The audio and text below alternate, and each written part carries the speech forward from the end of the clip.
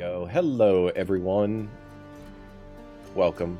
It is Wednesday, and I guess that means that we're here to play some Ysterra. And these lovely, fine folks are here to carry me through the game to the end and make it a joyful and wondrous experience for all of you. At least that is my sincere, utmost hope at this point. Forgive me if I sound a little awkward. I am battling a bit of a head cold. Anyone that has a toddler would know what this experience is like, as it happens constantly when your child goes to school. But nonetheless, we will persevere and get through all of this evening. I think to kick things off, we should just jump right in and let all of these fine folks introduce themselves and tell us a little bit about the characters that they are playing tonight. And we shall start, I think, on the bottom row this time. Kozy, why don't you kick us off? Hi, everyone. So I'm playing Lady Varian Cresswell, and she, is a noblewoman. And that's it. Okay, fair enough. And Glassjaws is asking, and she is the murderer? Question mark? You guys will have to get it out of me if I am. Well, let's cross that bridge when we come to it. Kay, you're next. Hi, I'm Kay. I'm going to be playing retired Commander Drexel Vaughn. He was kind of hired security on this ship and broke out of a room of the ship he's Sky Marshal for. It's all good. It makes sense. And I'm excited to be here. Thanks for having me. You are welcome. We are always happy to have you at our table. And speaking of happy to have at the table, Ian. Hey, I'm Ian. I'm playing Erevan, who is trying to figure out what's going on right across from his room. So it's going to be fun. Indeed, the close proximity seems to imply a little bit of a connection, perhaps, to the ongoings of the previous adventure. We'll have to see where that irons out. And then... You're already pointing the finger at me. I mean, the shoe fits. Deb! Hi, shoes. I'm there. I'm playing Isolde Pharaoh. She is a fangirl of the captain, and her cat is missing, so that's problematic and a little troubling. Well, her cat is missing, but thankfully your cat is not. Mine are, probably gonna show up. Hopefully not with their buttholes right to the camera, but who knows? Who knows? Maybe they will grace us with that joy once again.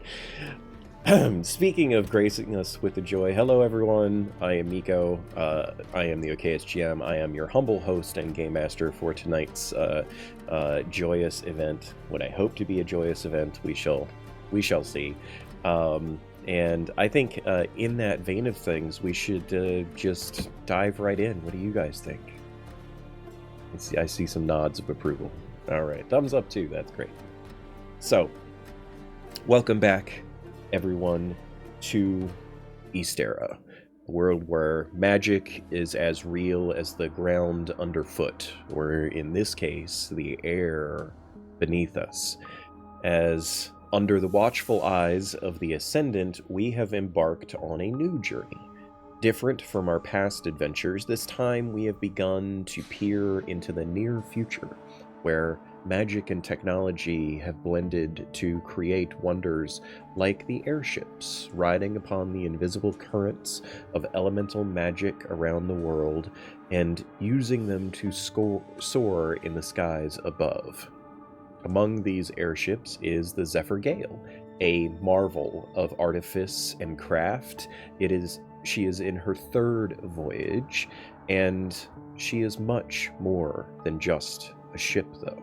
She is a veritable palace in the sky, carrying Zestram's elite from the capital city of Estridge to the far-off border metropolis of Midderzing. But this journey is not just a display of luxury and wealth, oh no. where you see shortly after this magical journey of sorts began, a darker story has started to unfold. The peaceful cruise has taken a grim turn with a shocking event: the murder of one Gideon Fairborn, a man of the most powerful of figures in all of Zestram. Amidst this luxury and cavalcade of influential passengers, this crime has cast a shadow of doubt and perhaps fear over some members of the ship. Having dined with Captain Harrow, a small group of individuals have avoided becoming initial suspects, and instead the captain has now turned to them, trusting a former military veteran, a merchant heiress, a noble scion, and a master of disguise to solve this mystery.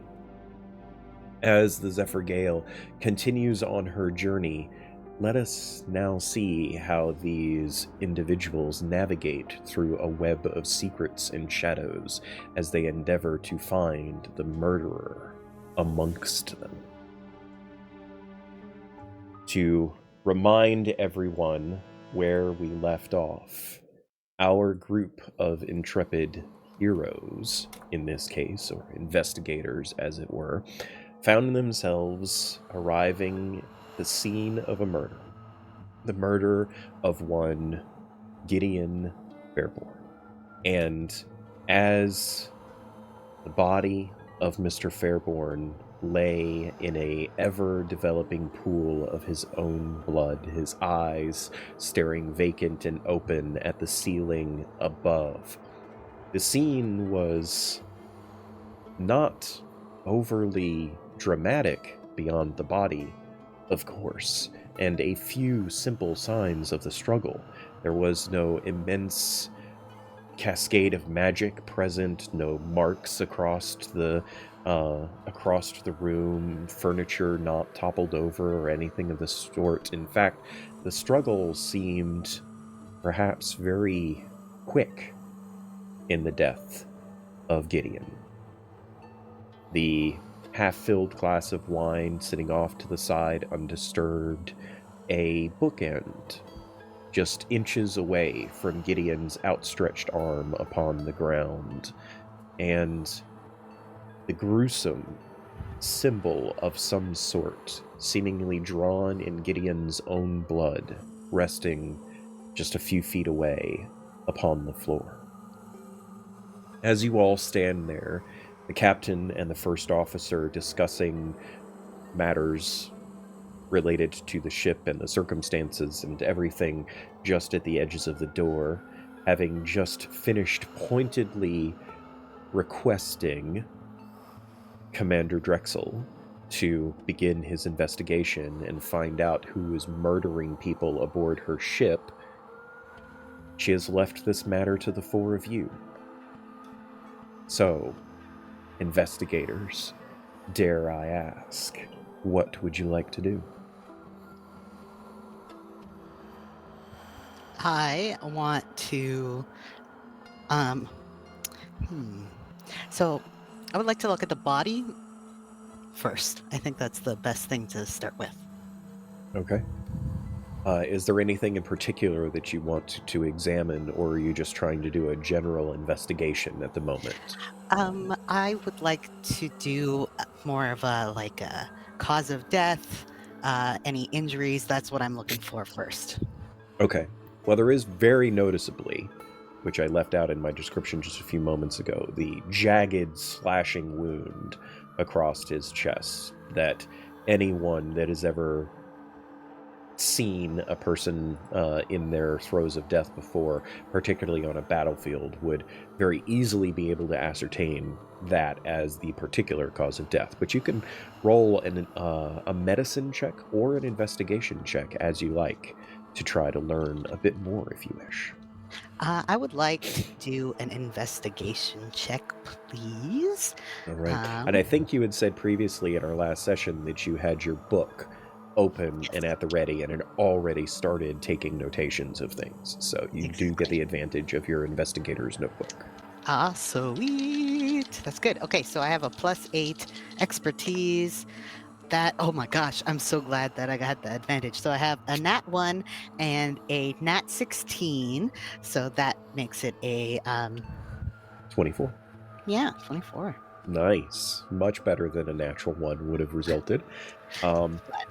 So what I will tell you at this moment is there is above and beyond the normal concern for someone of this importance laying dead at your feet, there's also a marked concern in the way that the body is laying. It isn't that he was like posed or anything like that, but the way that he fell, like he wasn't dead when he hit the floor. Okay. His body had to have moved a little bit. There's just a couple of different things that are slightly out of place. Like if he was dead when he hit the floor, like that leg wouldn't be positioned in that way, right? This arm would be a little askew or something. The hand isn't quite right, that sort of thing. But he definitely was looking up at the ceiling when he took his last breath. And with a 24, which is a very exceptional roll, I will say that you notice something kind of peculiar about the weapon that he had used, seemingly what you thought at first, to defend himself.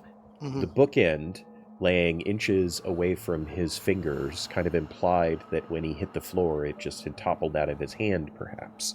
But the position of it is wrong for that, at least in your mind, is wrong for that to be true.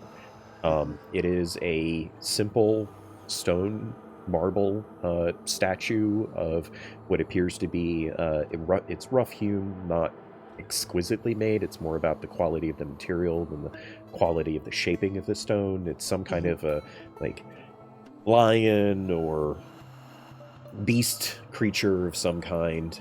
It very obviously has a matching one up on the small bookcase that is embedded into the wall. But as it lays there, you can see that the head of it is pointed in a direction. And when your gaze follows the direction of where Gideon's arm and this bookend are pointed, it seems to point at a hardened leather satchel resting underneath a table off in the corner of the room. And it is far too accurate a point to be random happenstance in Drexel's mind. Ooh, okay. Based on the triangulation, I go into like a little bit of a random explanation of my thoughts, very Da Vinci Code style, I think. You're channeling your inner Tom Hanks. Exactly. I could see Drexel looking like a Tom Hanks. Yeah, it's nice hair. He is the Tom Hanks of Ysterra now. Great. He pulls out the satchel. He wasn't dead when he hit the floor. He was alive for a little bit, and he seems to have, left this message for us to find this satchel. So hopefully, this is something worth looking into. I take that direction, or everyone takes that direction, and he goes and he picks up the satchel. Okay. As soon as you pick up the satchel, you can tell, I mean, you've had to perhaps snatch something from a room with quick rapidity on an occasion or two, and you can tell very clearly based on the size of the satchel, the craftsmanship, which is, exquisite, as most everything would be associated to Gideon, that it doesn't contain much, perhaps one heavy object inside. You don't need to roll anything in particular to notice that the buckle on the front of it bears the Fairborn family sigil. It is, of course, emblazoned in gold and stands at the ready for you to open. Which I'm assuming you do, as you do so, you roll back the leather and are braced to find anything at all that would indicate the importance of this man, like personal effects of maybe his like a writ of his stature, or the affectation of being the leader of his house, or anything of the sort. And instead, all you find is a rather beaten up, soft leather-bound satchel. Or book. Sorry, soft leather-bound book. Oh. No, I'm not doing the opened bag the- in the bag thing. I opened the book and kind of combed through it to see if anything looks like it could be of importance. The first thing you notice is that it is way beyond your ken to really understand much of anything beyond that. It appears to be a personal journal. You can see writings and drawings and inscriptions that kind of remind you a bit about Drexel and his investigator's notebook, but at the same time, much of the drawings in it appear to be of objects and perhaps magical artifice of some kind. In other words, it's written in a language you can read, but it might as well be a foreign language to you. Got it. I hand the book and the satchel to Drexel, but I still stay in that area. I want to look to see if the way that the body is positioned, that it's pointing in the direction of this area. It would lead me to assume that within the last few breaths or last few moments of life, that Gideon was either reaching for something or attempting to go for something. Whether it was this book because it has things in it, or if there's something in this area that he was trying to get to. Okay. Give me an insight check, please.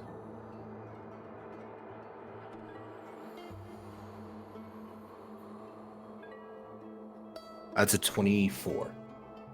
You are fairly certain that he pointed in this way in his final moments of life as like a dying proclamation. Like he wasn't trying to get to the satchel or anything. He laid himself out knowing that his death would be investigated and was trying to point to a clue of some kind.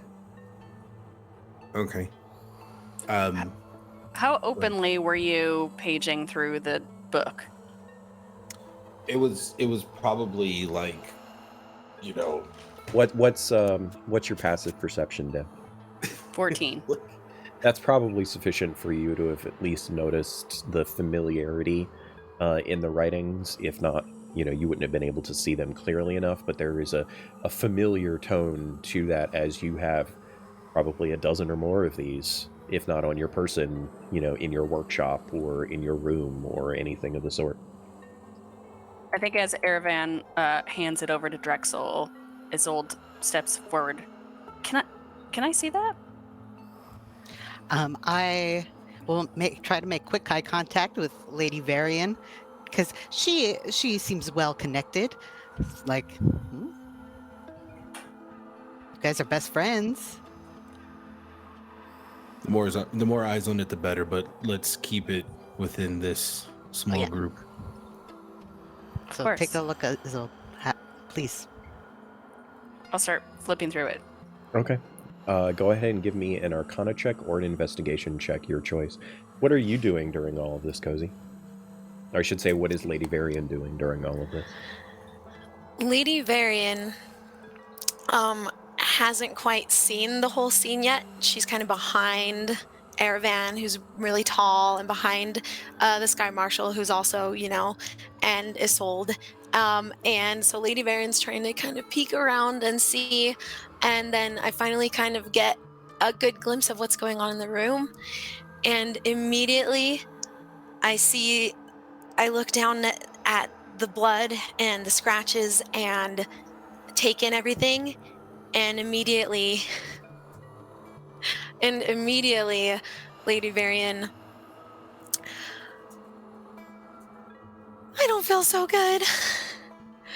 It's happening. Okay, I can help. Okay, we can figure this out. I'm just gonna sit down for a quick. Don't. I'm. Don't- Yeah. I want to That was cast inevitable. message to Isolde and go, "You're gonna do this every single time something happens." Most likely. So Lady Varian passes out and just falls backwards. Nice. She'll come to in a couple seconds. It's fine. I will say that she falls backwards into the chair of the writing desk that was sitting just off to the side. What is her passive perception? It is.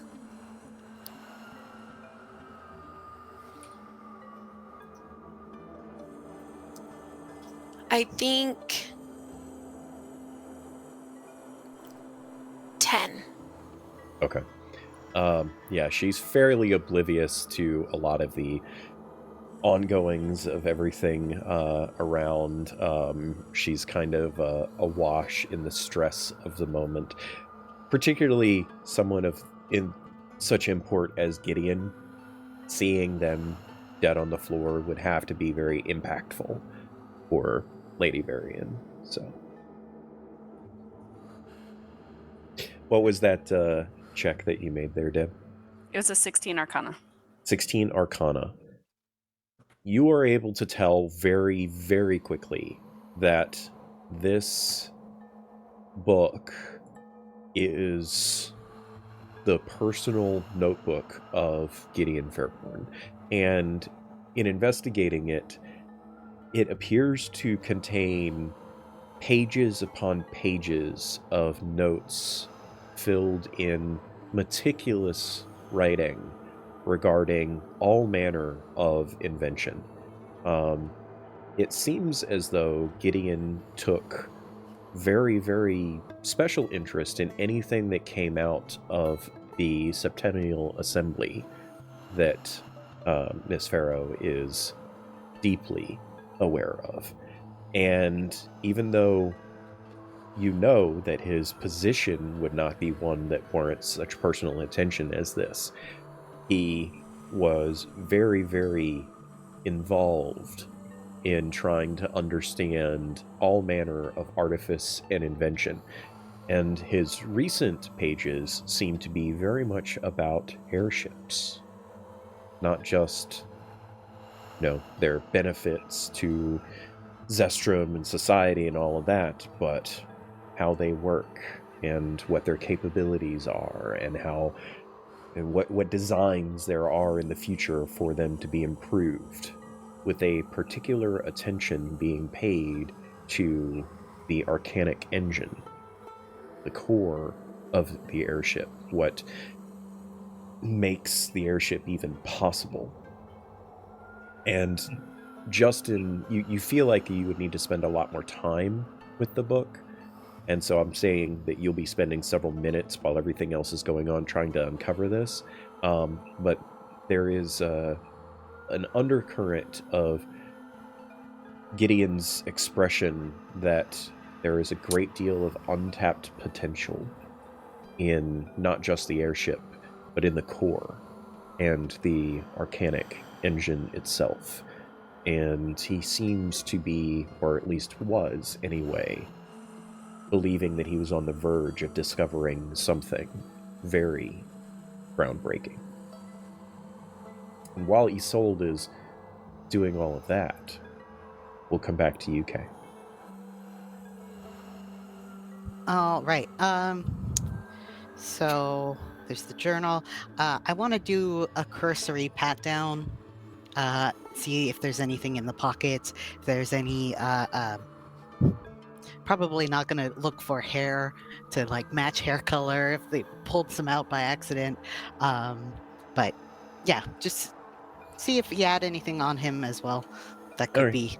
We can stick to your earlier investigation roll for that. No need to make a new check or anything. I have a question for you, though. Do you think that our good commander here has investigated murder scenes previously?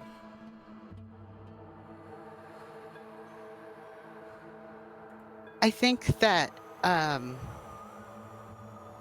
don't know if I would say murder specifically, but I feel like if there like I'm sure there's things have go wrong or people do shitty things while they're under your command, and he has had to like put together the pieces to like find out who's sneaking in contraband or like who's you know or who's sneaking out like supplies to like sell or if it's something in between, maybe there have been fights or something. So I think that he's perhaps not done murder or homicide specifically, but maybe some soft skills can transfer over.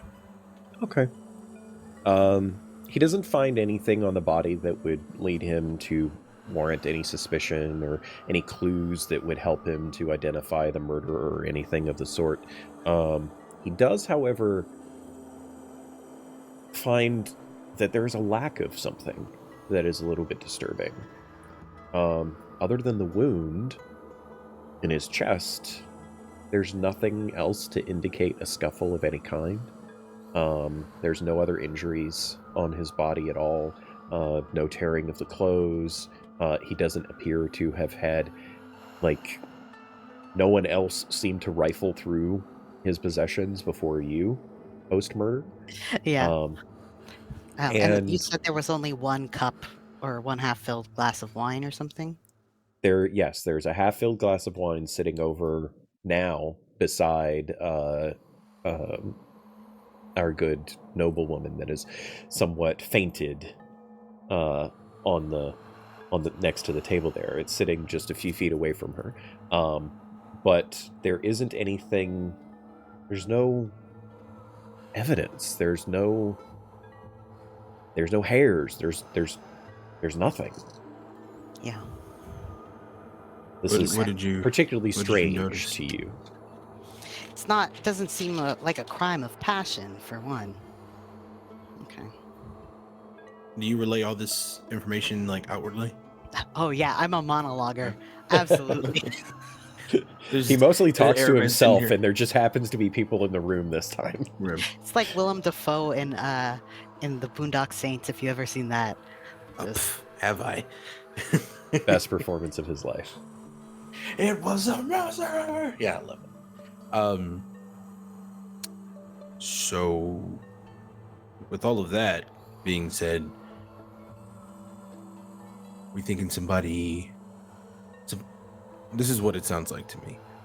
Somebody was already in here, and they may have disguised themselves. They may have disguised themselves, made themselves invisible, and just waited for them to come back to the room. There's no scuffle because no one was noticed.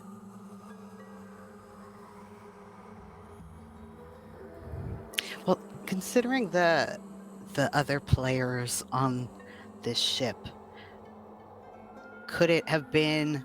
It began as a witty with some banter, some antagonistic banter, and then someone just lashed out, or are you thinking it was covert? No, I think it was covert because in order to initiate any type of banter, there has to be some type of cordial conversation to at least begin with. And I don't see anything set out for two people.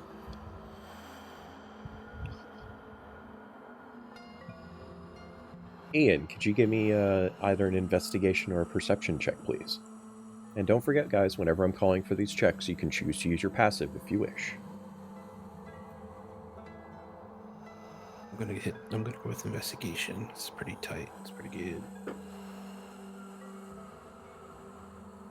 Wait, okay, that's cocked. Hold on. Sorry. Okay. That is a 25. All right. Two things catch Aravan's eye.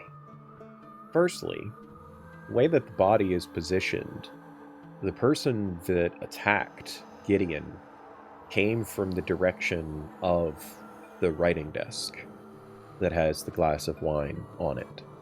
In other words, exactly where our good fainted lady has collapsed. And secondly, in that direction, there is a slight glint of golden color that catches the light, and thus Erevan's eye, just at the edges on the floor between the writing desk and the chair that she sits upon.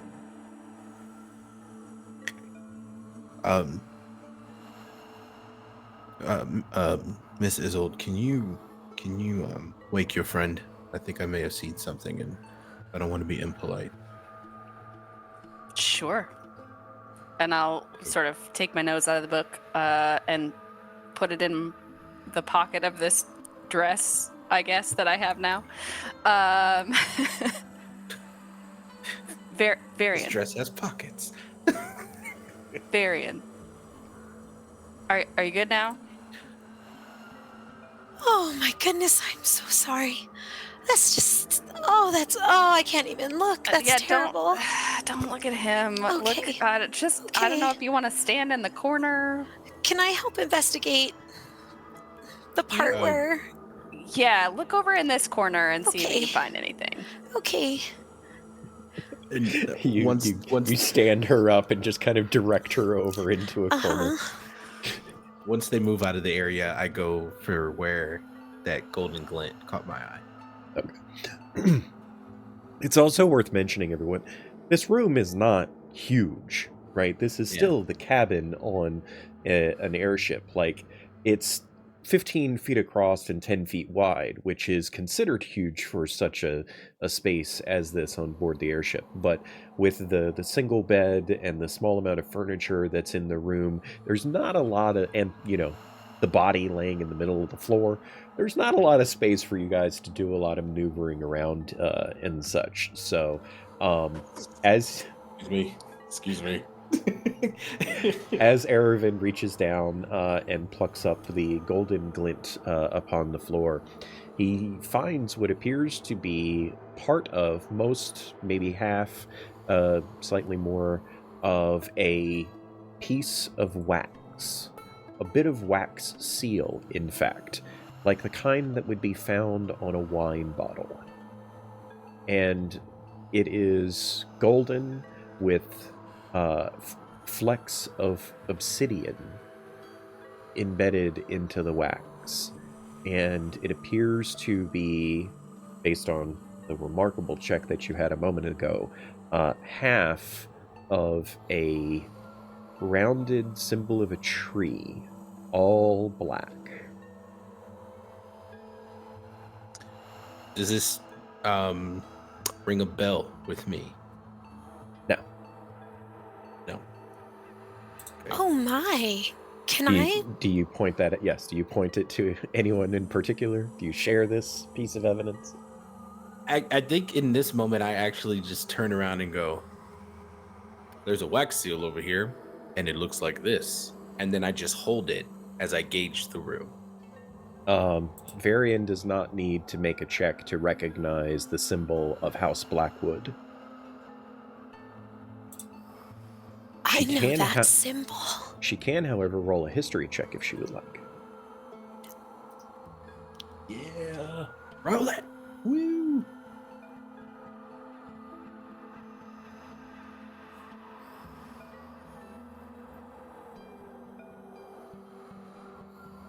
What do you get? 19. Nice.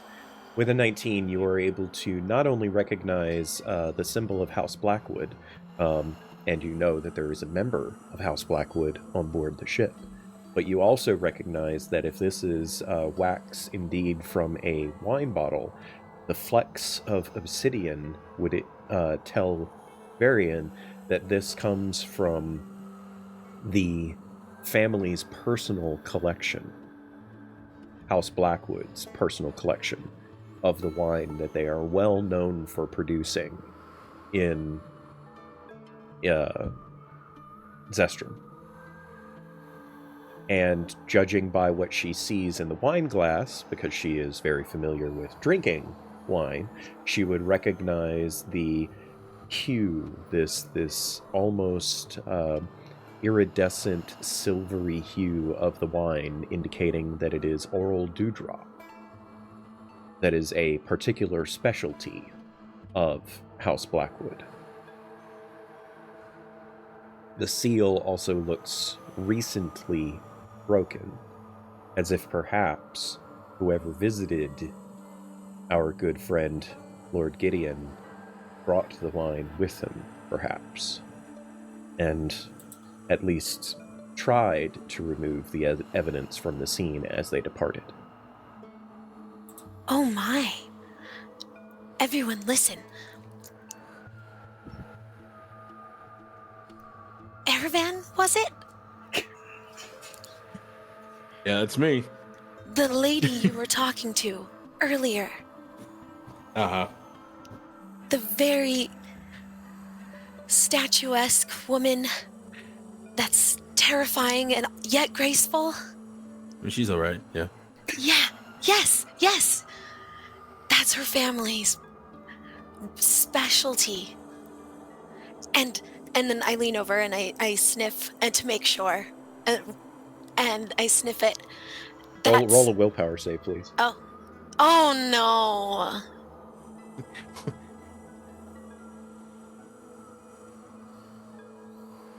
How do I do that?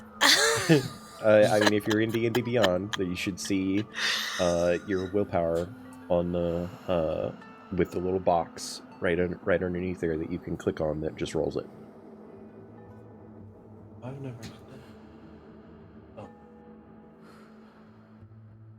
Willpower.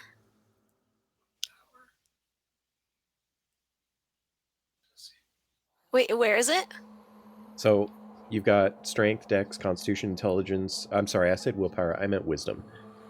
Strength, okay, dex, con, wisdom. Intelligence, wisdom, and charisma. Oh, okay. I'm looking on my sheet Wisdom. too. I'm like, I know. I was like, willpower. What? I'm so sorry, gonna guys. Get poisoned and die. I'm very much out of it. I'm dating No myself worries. because that was what it was called in version 3.0 days. Oh, that's funny. I was like, oh yeah, I've played 3.5, like didn't bat an third eyelash. edition. Like, jeez. That's my bad. That is so. I'm so no sorry. worries. Roll I was a like, wisdom willpower. saving throw, please. Am I fainting again? Okay.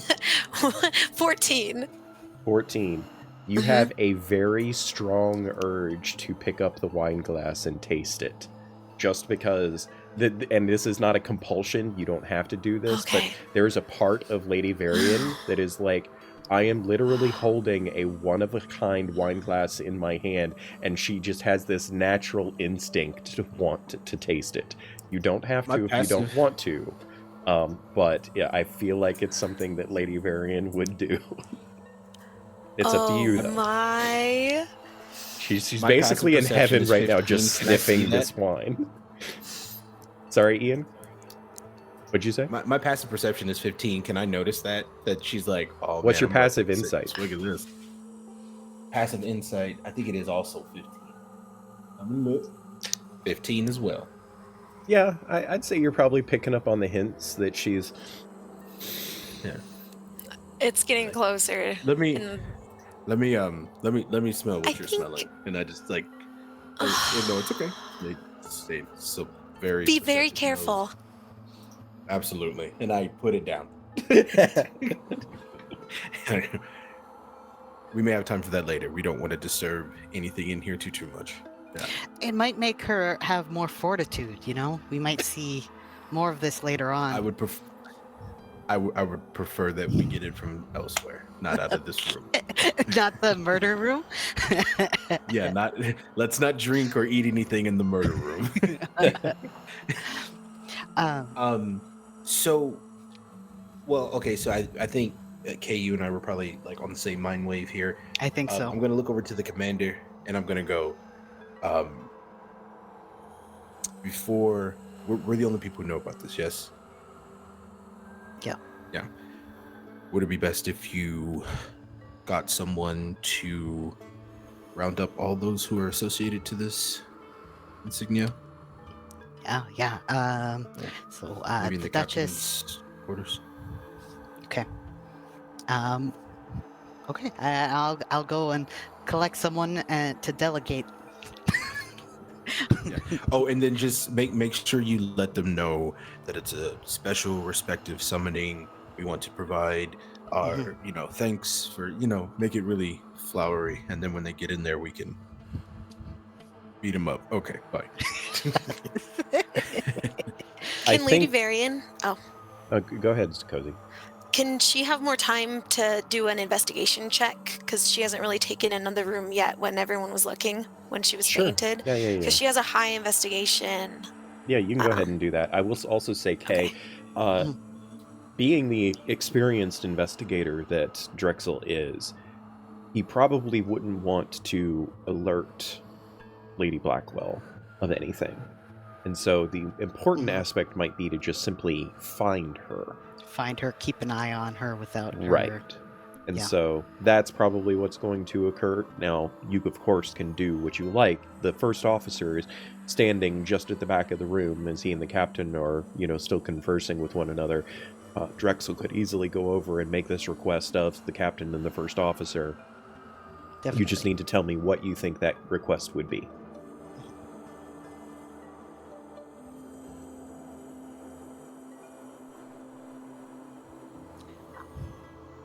I think I would like.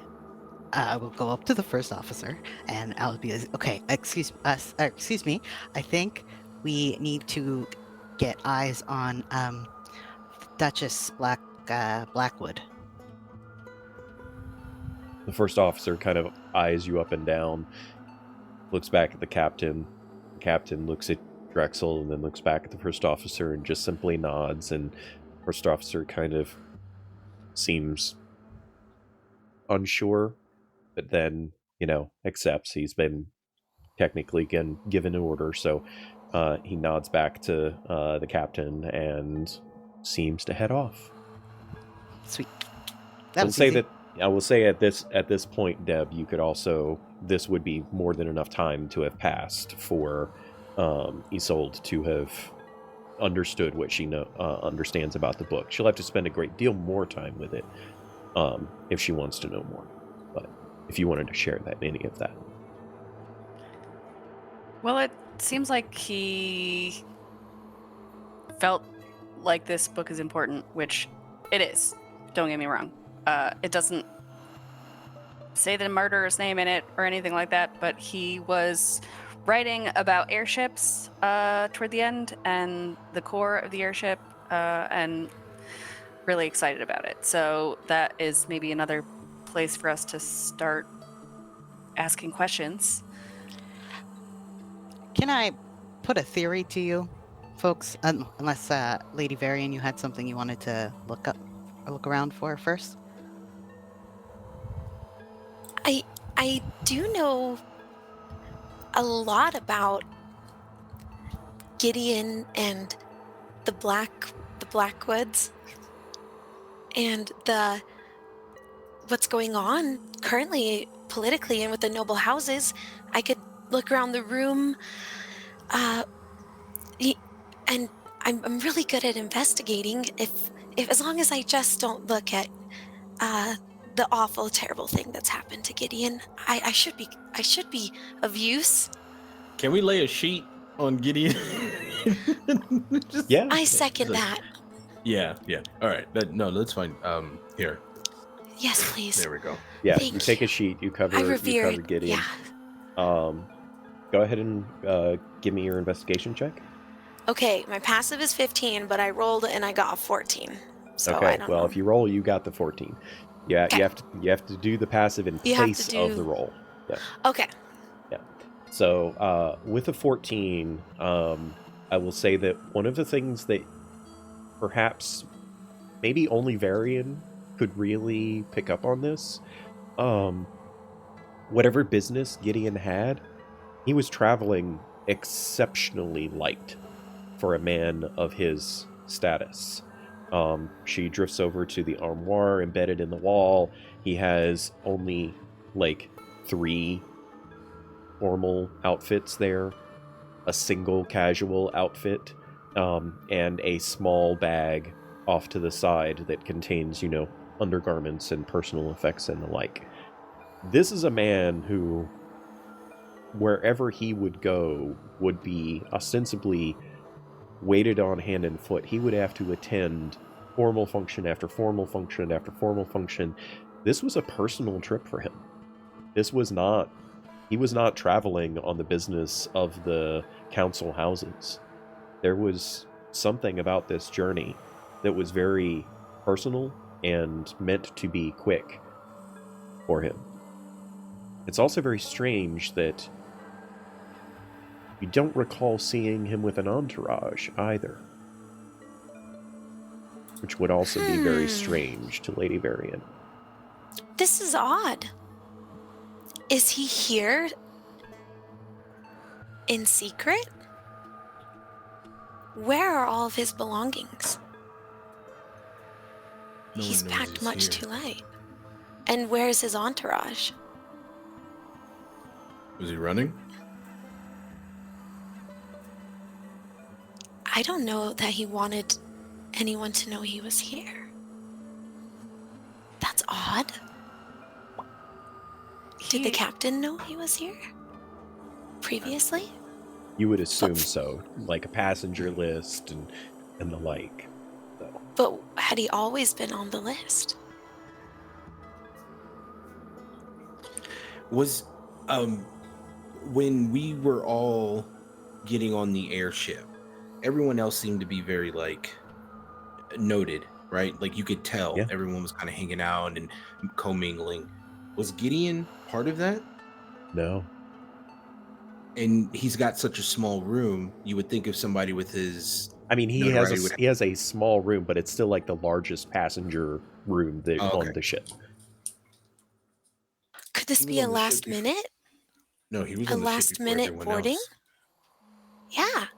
Did he board in secret? He was here intentionally. His Oh. journal indicates that he was on the verge of a major discovery, invention. I mean, I haven't had time to really dig into the stuff here, but he was onto something big with the airship. Which was? I don't know. All right. It doesn't say. We'll keep reading. Just something about the core. That's all that it says. So I don't know. Maybe if we talk to the engineer, we can see if he was poking around by the engine. Why would he be interested in that? It's big money. He's an inventor, clearly. He loves ships. He's like a train guy. Just a ship guy.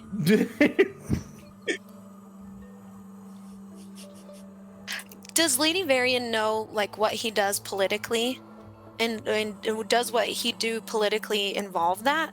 No. Is that not this would probably gobsmack Lady Varian.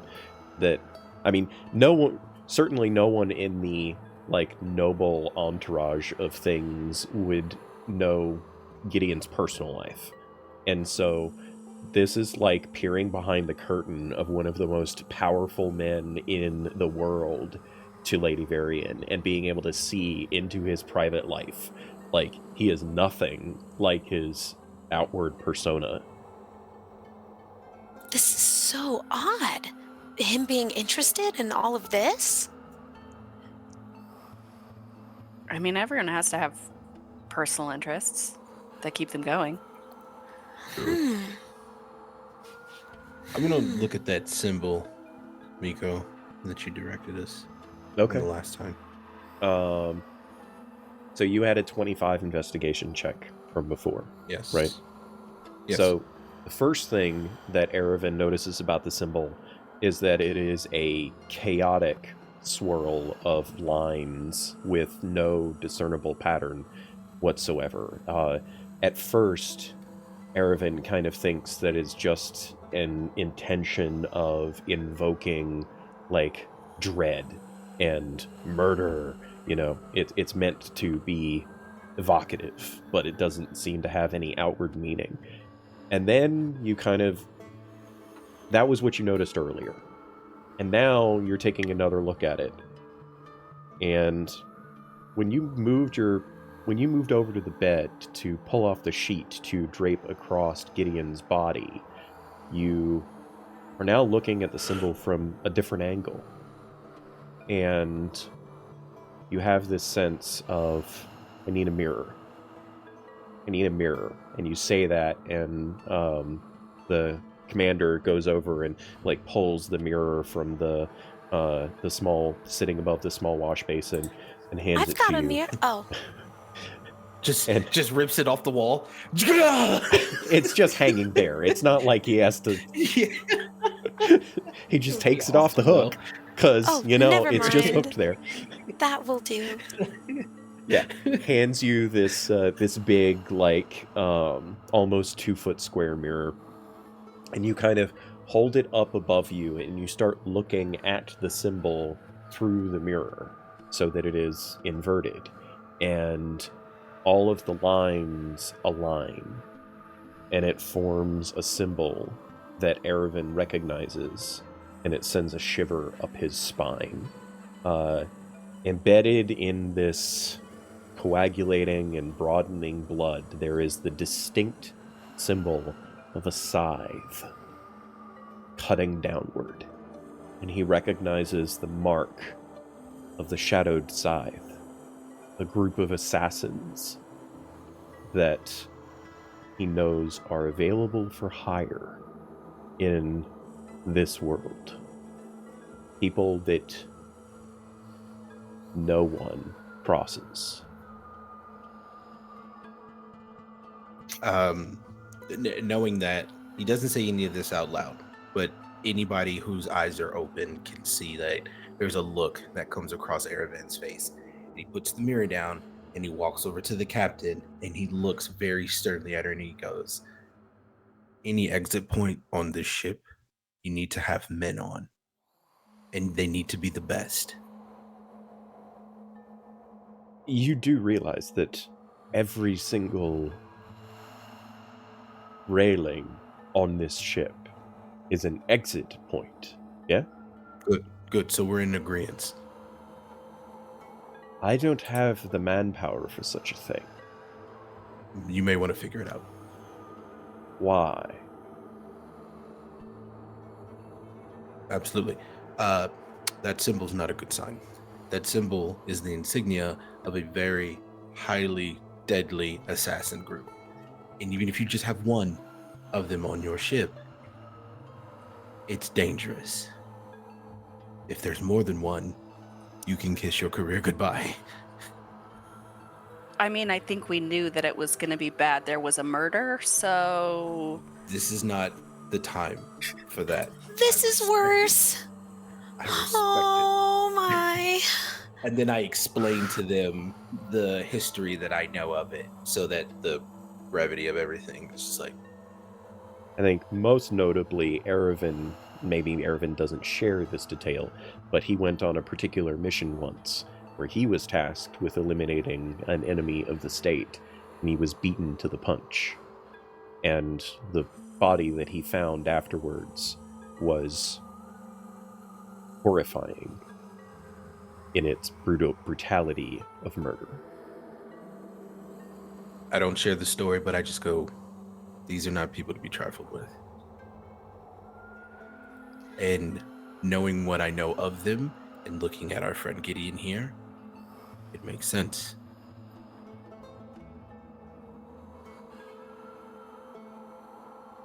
Do what you can, Captain, for the safety of your crew and its passengers. Right? I'll see what I can do. Hopefully it's just the one. That they came to do it. They've jumped off already, but we should be safe. You all do realize that we are literally thousands of feet in the air. One cannot simply jump off of an airship. You don't know the shadowed scythe. I'm thinking about trying.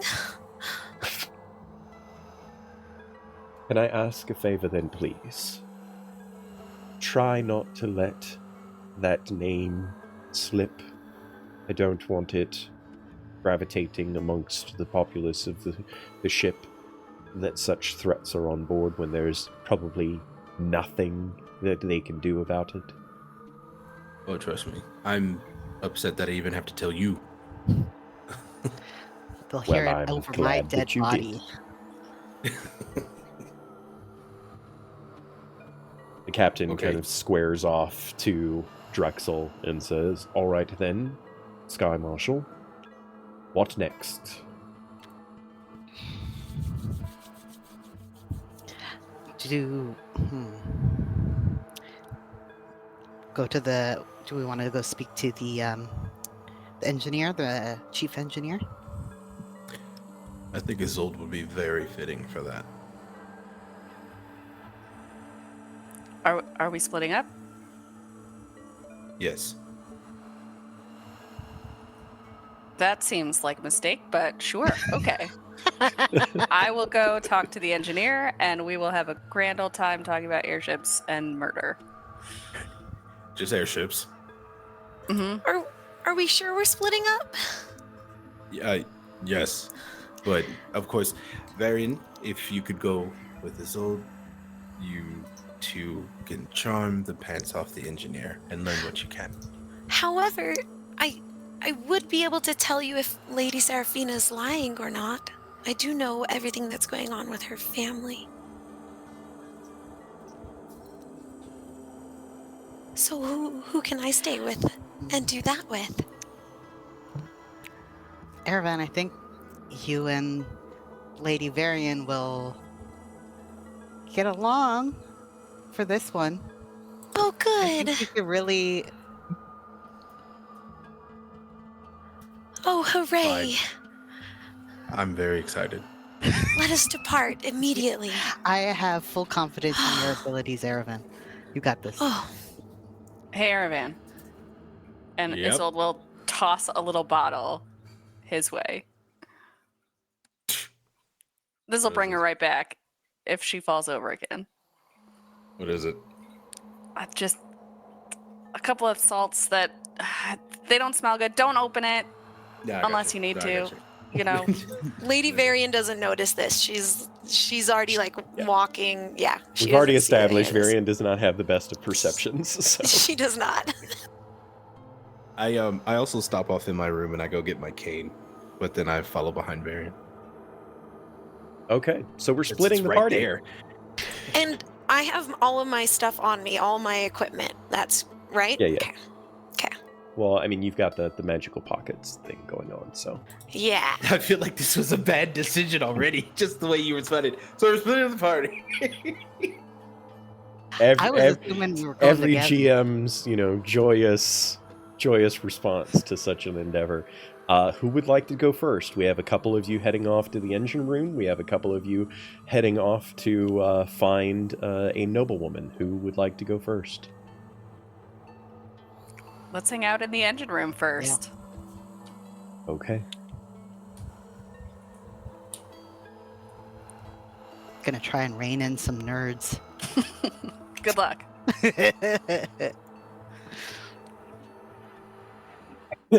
So,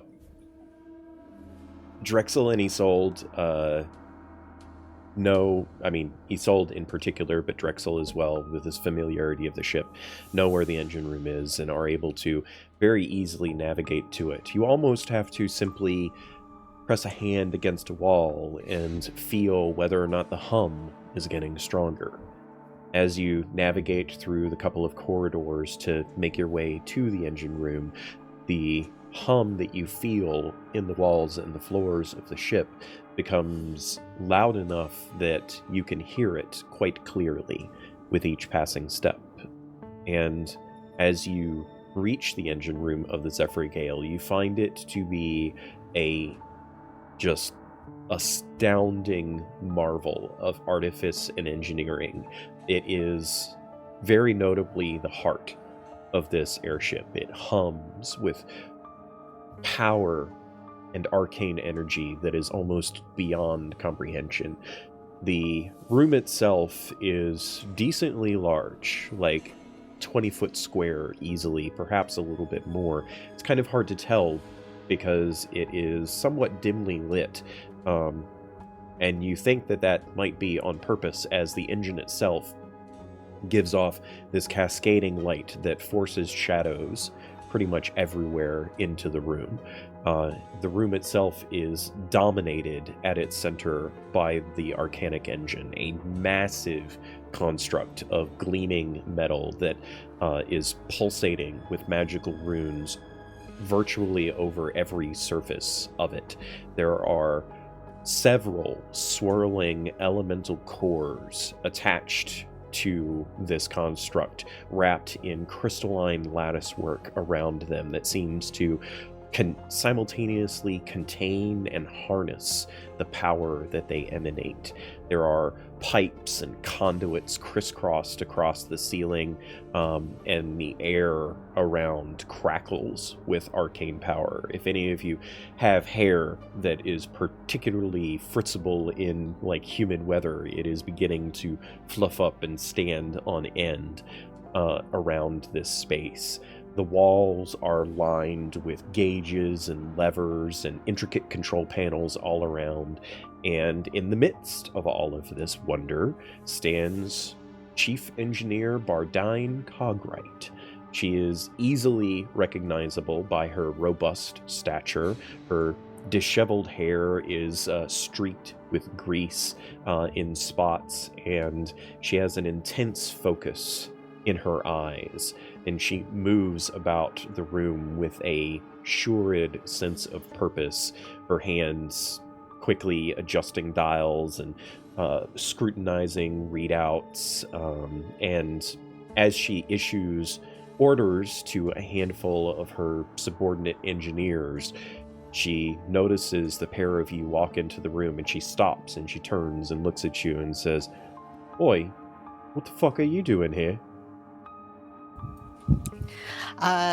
Chief Engineer, Sky Marshal, we have a couple questions about, Look, I'm doing my fucking best trying to get things right, okay? I know the ship isn't operating at full potential. I'll get it fixed. It's what I do. That's not what I'm worried about. I have full confidence in your abilities. We're here to defer to your expertise in What? artifice. I've got Oh a my bit of a goodness. situation here in case I- you didn't notice. And she kind of Yeah. gestures to the arcane engine. Isolde, go ahead and roll an arcana check for me. And I'll say you have Absolutely. advantage on it because of your familiarity with airships. Okay.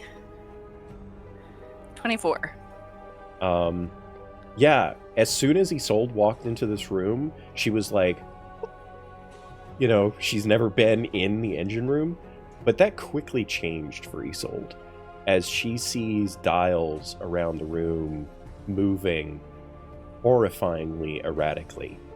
There are gauges that like drop down to almost like temperature gauges that drop down to like almost sub-freezing level and then quickly kick back up to almost redline status before balancing out and then wavering again and dropping and coming back up. There are different places within where the runes seem to spark, and to an untrained eye like Drexel's, that looks probably normal. But to Isolde's eyes, there is something horrifyingly wrong going on in this room right now. And the chief engineer is looking at Drexel with this, like, expression of, "Excuse me?" Commander, we have more than one problem now. This is... bad things are happening.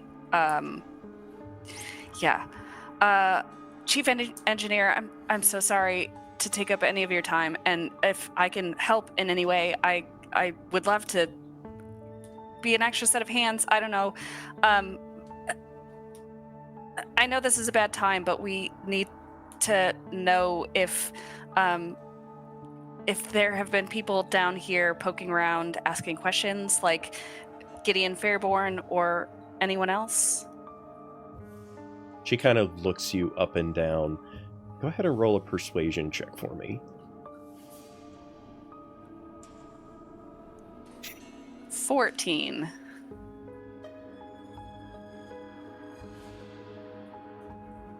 She's skeptical of your skills, first of all. And she's kind of confused by everything that you're asking for. And she simply says, "Look, I don't know what the fuck you're doing down here, but I've got a problem on my hands, and I need to fucking fix it." I can see. I can see that you've got a problem. I tinker, but Oh, this, you tinker. Okay. Yeah, I mean, but Yes, a little more than that. This is also really important, and the captain sent us, and... Alright, fine. If I said that the engine manifold is reaching its absolute capacity randomly and the temperature gauges were going completely haywire for no discernible reason whatsoever, what would be your first task at trying to resolve the matter? You can go ahead and roll an Arcana check if you like. Great, I will. Oh, dude, I was gonna just put a shot in the dark. Oh, that's not good. 13. Oh, I wanted to give you Bardic before. Sorry. You have no clue how to answer that question. Fuck. I'm a fast learner. I've not been in an airship engine room before, but I can build things, and just tell me. I can help you if you tell me what to do or where to go, or you don't even have to do it. I know you're busy. Send one of your other people. Just if you need an extra set of hands. That's kind all. of rolls her eyes and points to the corner of the room where you see another engineer working, and she says, "Fine, go help him. He doesn't seem to know how to fucking grease a pipe." Oh, I can do that. Well, then get to it. Great. And then she turns and looks back at Drexel. "And you, Air Marshal, the fuck can I do for you while I'm trying to keep this ship flying and not crashing into the side of a fucking mountain?" Well, honestly, I'm thinking about might leave you to it. Unless you have good. something that I can, a wrench that I could use that would help. But I honestly, I thought you would be free. I thought this was okay. You mean the captain didn't fucking tell you? No. Well, that's a fucking miracle.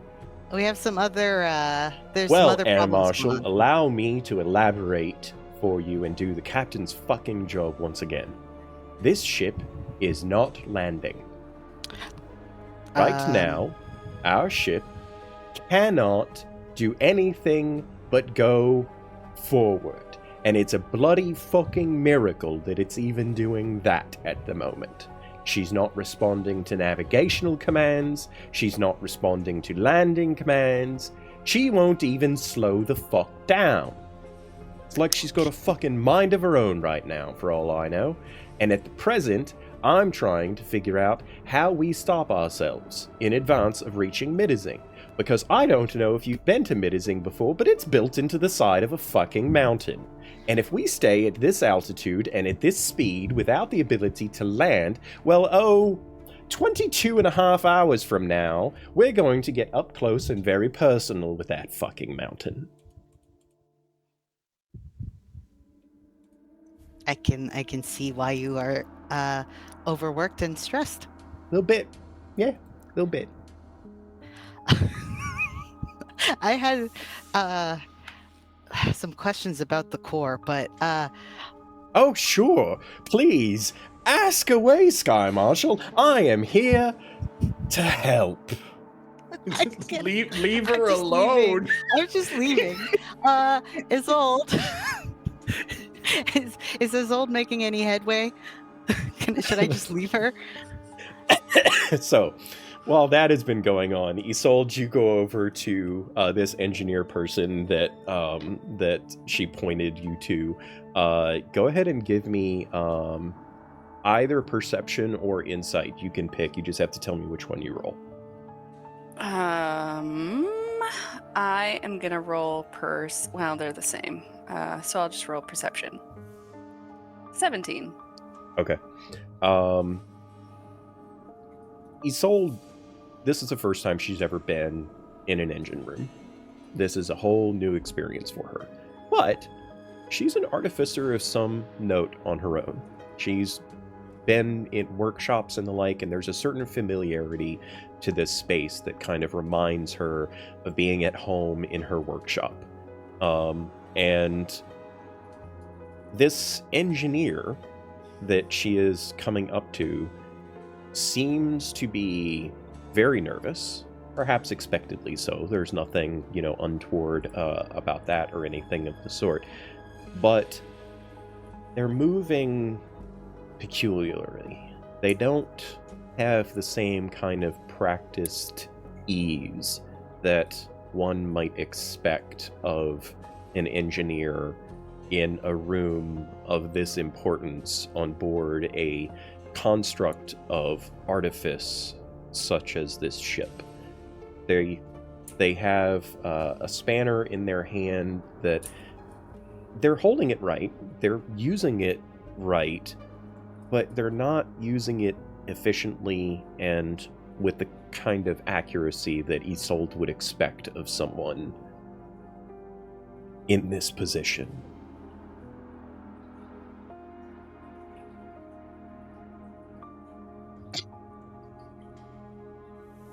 Ian, is your hat all right? It doesn't seem to be. Did we blow your top? Yeah, there? as I'm having more fun than I should. Like as it's gonna get on the floor at some point. Okay, just check. Sky Marshal, can I talk to you for a second?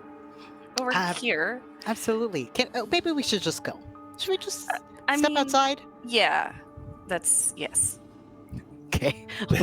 As you are stepping outside, the chief engineer just throws her hands up in the air and is like, "Well, I'll get back to it then." And she just turns and starts going back to what she was doing. Sweet. Good. Okay, that's probably for the best. The ship really is fucked right now. There are problems going on in there. But there's something off about the engineer. She was like, there's just something about the way that she wields her tools and... Not the chief engineer, mind you. This was the little subordinate Gotcha. woman. Yeah. One of the... Yeah, okay, great. I mistook that. The one I was working with, they are just not as good at doing their job as you would expect on a ship like this. I could do better, which isn't saying a whole lot, but yeah. So I don't know. Do you think there are plants of some sort? Is that Maybe somebody to sabotage the ship? I don't know what the point of that would be. I wonder if this is all the same plan or multiple plans that just happen to be coinciding. Should I grab that engineer, you think? Should we talk to them?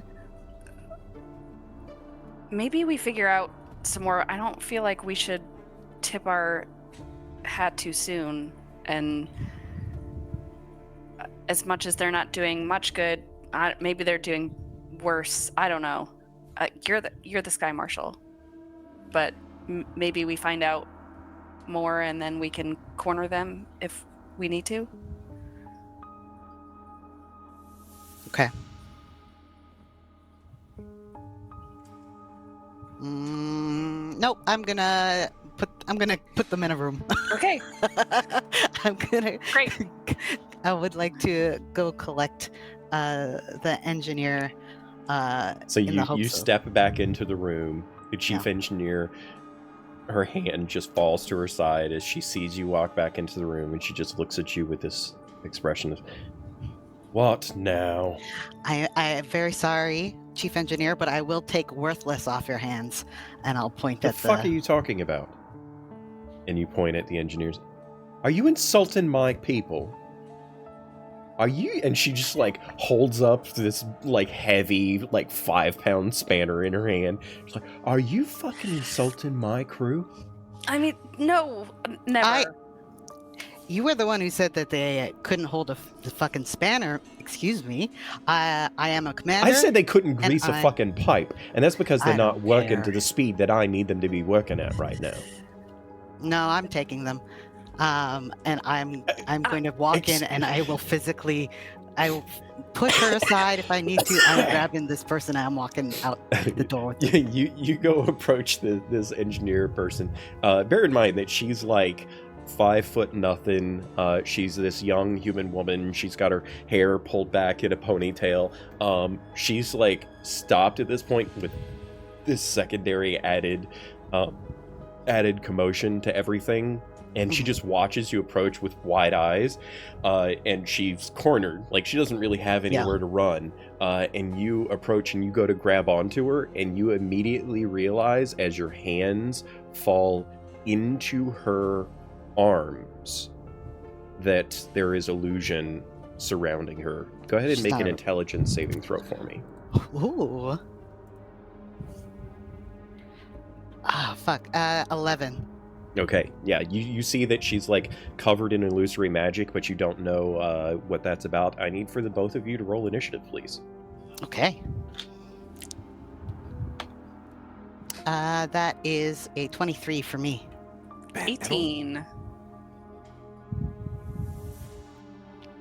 8. She got a natural 20 for a 22. Crap.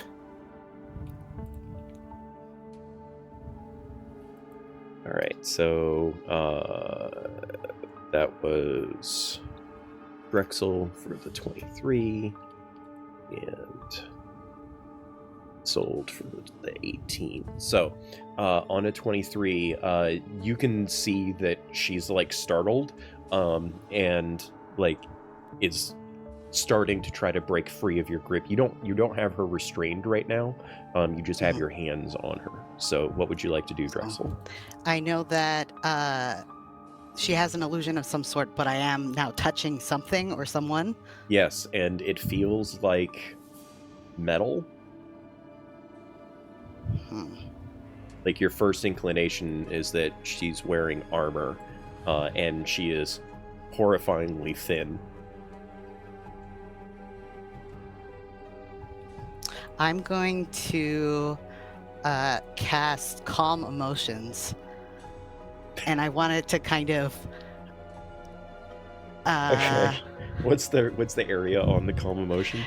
It is 60-foot sphere. Okay. So everybody calm. Yeah. Yeah. It's a 13 charisma, so it's not great, but. All right. I'm gonna start with the chief engineer, just because I think that that's the most appropriate. She got a natural 4, so she's gonna fail. So you're actually going to succeed at calming the chief engineer down, which probably is something she really needed. Yeah. So I'm going to do one roll for all of the other engineers. All of the other engineers got a 17. The engineer that you have grappled right now, or gripped, the other engineers don't bother me. It's she got a natural 16, and Isolde and you both also have to make saving throws. Sorry, what Charisma save. Charisma save, okay. I got a 14. So I'm still mad. I got a 13. The DC is 13, I think, right? Yeah, it is. So literally the only person that's affected is the chief engineer. Sweet. Hey, everybody, we'll figure it out. Don't worry about it. What's going on over there? As soon as you cast this, there's this magical burst in the room. And for what it's worth, you can, for the first time ever, Drexel can actually see his magic manifest physically in the room, right? Oh, wow. This magic, because this doesn't have like a notable magical aura about it usually. It's usually an invisible sort of thing. But in the presence of the Arcanic Engine, it permeates across the room in like pulsating waves, almost like the gentle lapping waves of water against a beach. And as they permeate the room and like try to affect everyone else is like too hyped up or anything. And the chief engineer is looking at you, and she was like holding up her spanner, and she had this like, what the fuck are you?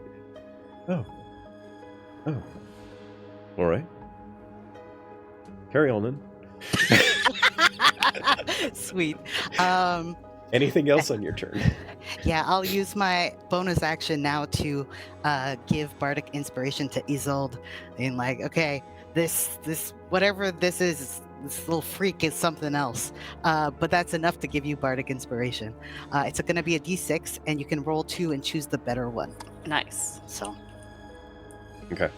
So on her turn, she quickly knocks your hands away, and she darts to the other side of the room, goes to step forward to escape from the room, but Isolde is standing there, kind of at the door, and she can't really escape.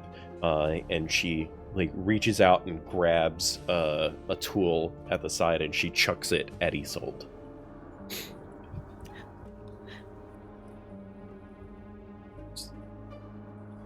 Kozy, you good?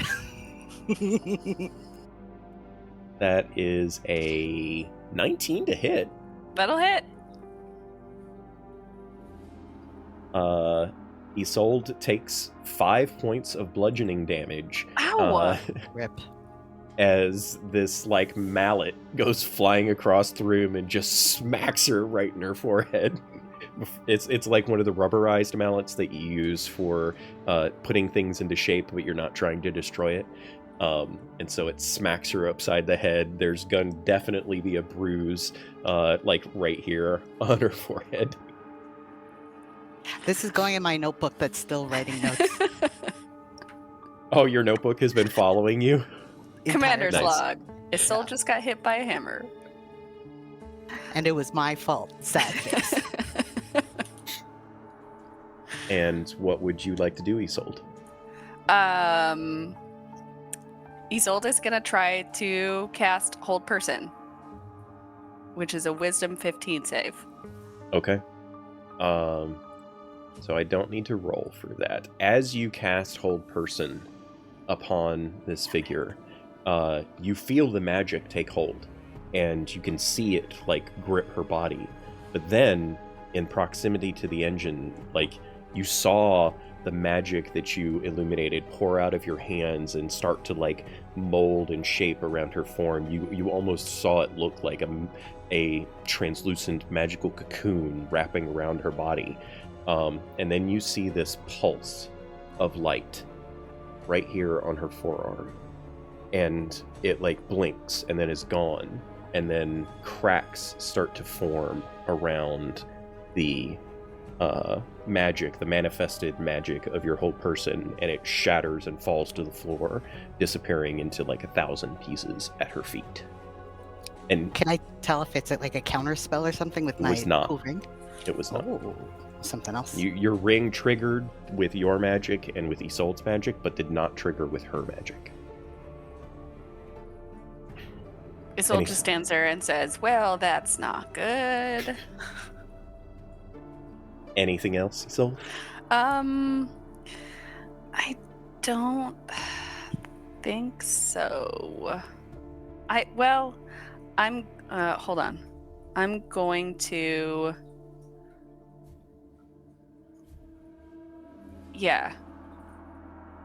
I'm going to cast Kinetic Jaunt on myself. What does that do? My walking speed increases by 10. I don't provoke opportunity attacks, and I can move through the space of another creature as long as I don't end my turn in their space. Okay. But you're not actually moving right now, right? Correct. You're going to stay right where you are? You're just having that prepped? Gotcha. Yeah. Cool. All right, we're back to UK. What does Commander do at this point as he has seen her attack Isolde?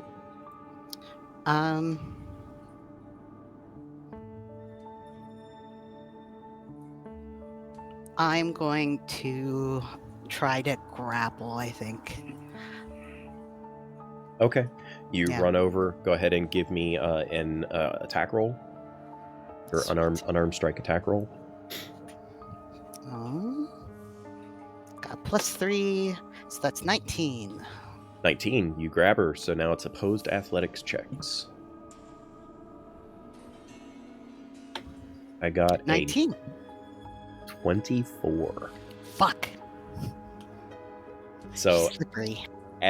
she's not actually. She's strong. As Drexel grabs onto her, her arms snap up and grab onto his wrists, and she just pulls his arms to the side almost effortlessly. Okay. I was wanting to be nice. That's what I'm going to say. Do I have a bonus action? I don't think that. I'll use my bonus action to disengage, but nothing else. Okay, you jerk your hands Yeah, fuck out, you. out of her grip and just stand there. What is your passive insight, Drexel? It is 19. 19. As you jerk your hands away, her facial expression changes. What before was a fight or flight kind of response, that fear that kind of overcomes a person when they want to just flee and get away. She's confident. She changes to resignation. Oh. And there is a moment as Drexel is looking into her, to him, obviously illusory eyes, where they share this unsaid word. And then she jukes past him, not trying to get away from him, but she moves her body around just as if she were trying to get away at first, but then he realizes she's going the wrong direction. She grabs on to one of the cores of the Arcanic engine, her hands piercing through the crystalline lattice work, causing shards of crystal to fall to the ground, energy arcing away from the engine itself, arcs through her body. All of you bear witness to this powerful burst of arcane power just rippling through her body. You see the illusory magic just evaporate around her, and as she collapses to the ground, the illusion fading, you can see that she is different. She is not human by any stretch of the imagination. You see a body made of wood and steel, root-like cords pulsing with alchemical fluid that seemed to serve as muscle, winding around her metallic skeleton. You're not quite sure of gender at this point anymore. The figure is not what you had expected. Armored plates forming this protected shell of sorts around their body. They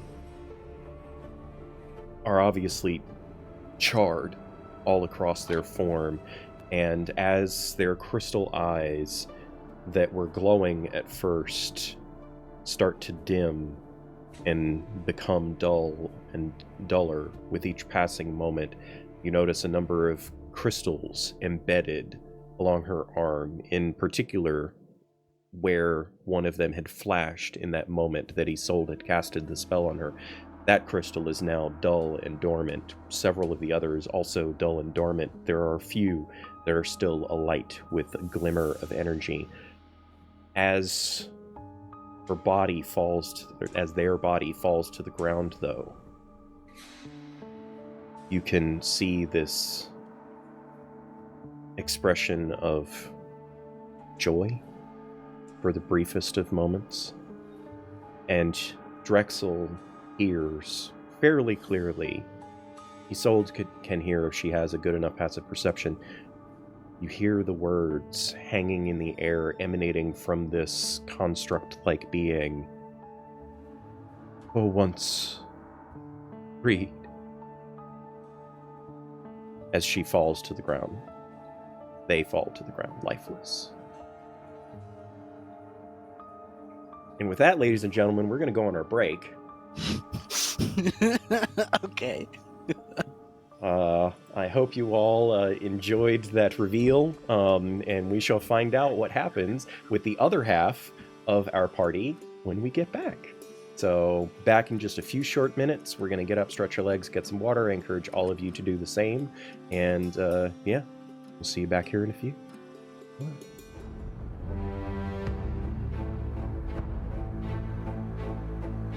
And we're back. welcome back, ladies and gentlemen. Sorry for the brief interlude. Some of us had to refresh the things that are keeping our voices from falling to shreds. And just in time for Raiders from the Bleak season, thank you so much, Christian. Welcome, Raiders. We're going to be diving back into the action here momentarily.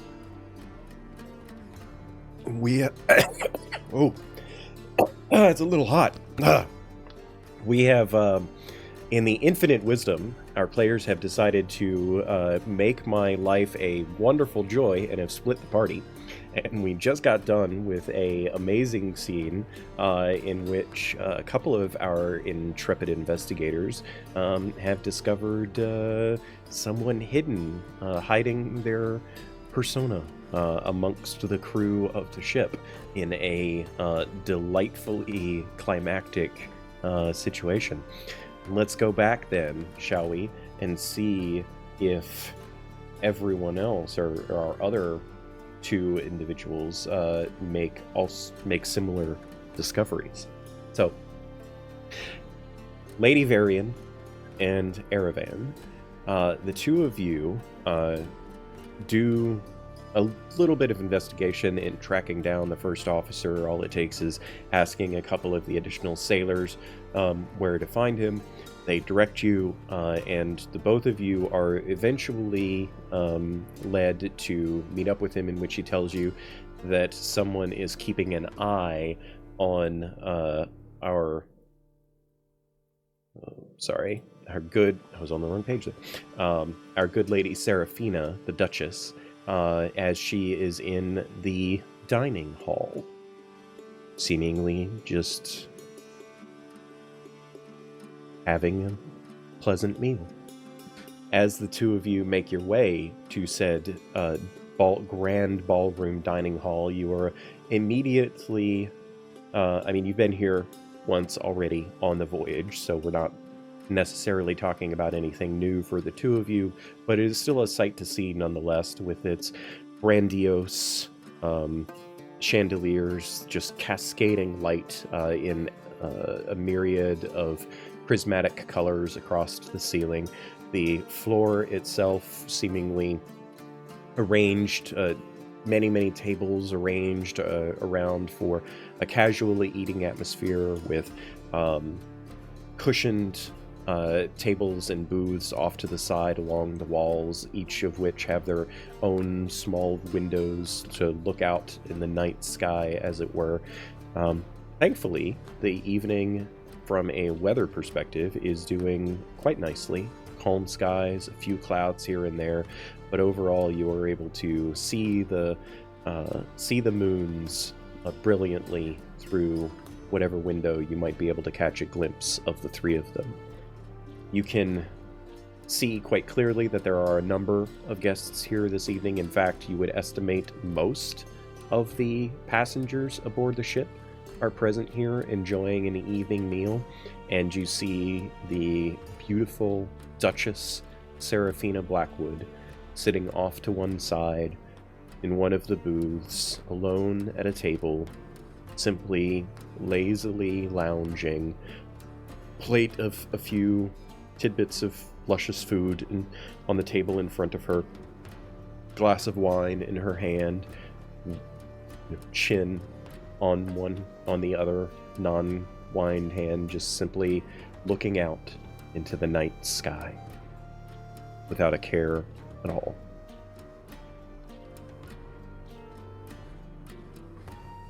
She's bored. Yeah, actually, you think that would probably be a good assumption for Aravan to make. She looks bored. All right. How do we approach this with her? Well, we entertain her. We give her something to look at.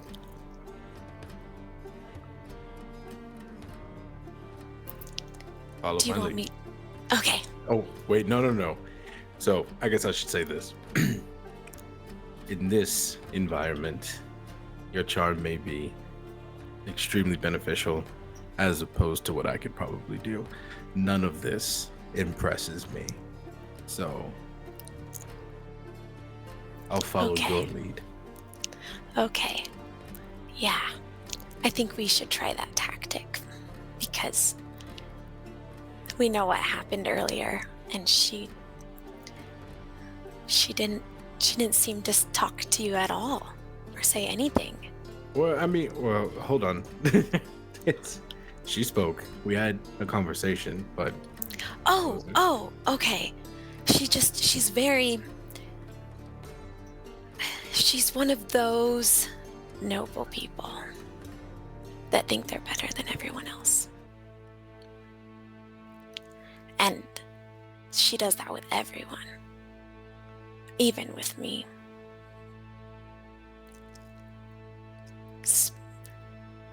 But I think I'll give it a try. Whew. I'll give it a try. after hearing that, Ervin gives Lady Varian a look and he goes,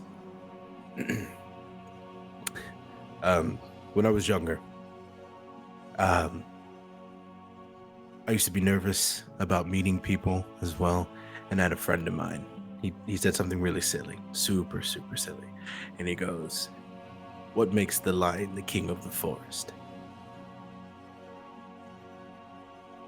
What? Confidence. And if that's not enough to get you going, just pretend this is your jungle. You are the king.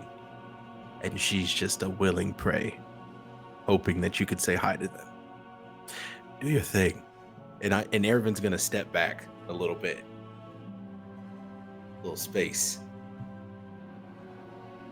Okay. I'll pretend then.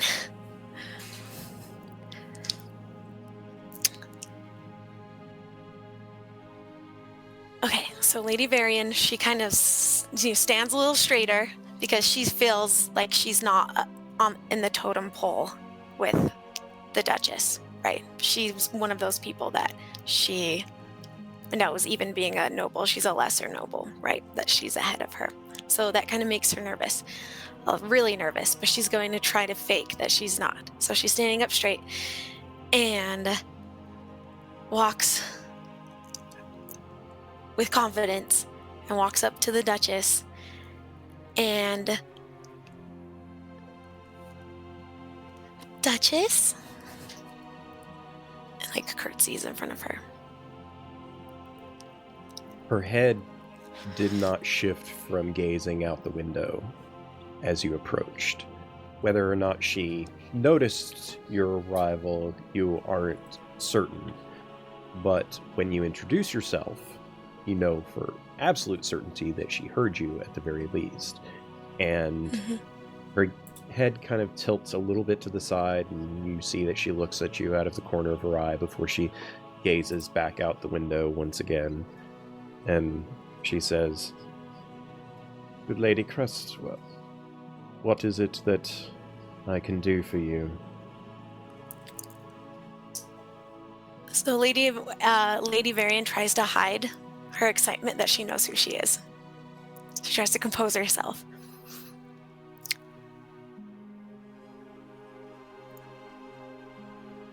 Hi. I was wondering if I could ask you a couple of questions.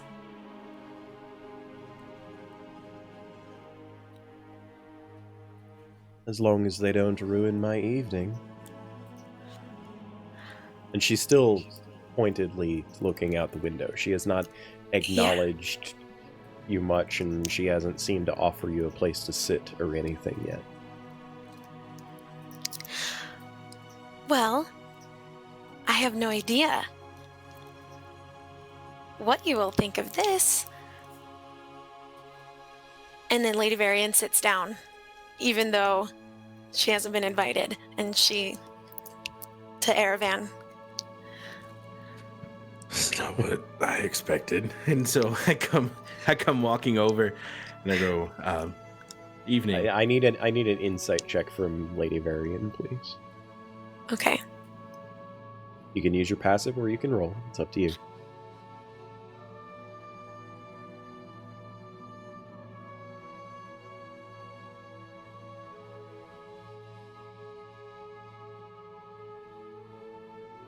You're muted. I can't hear you, Kozy.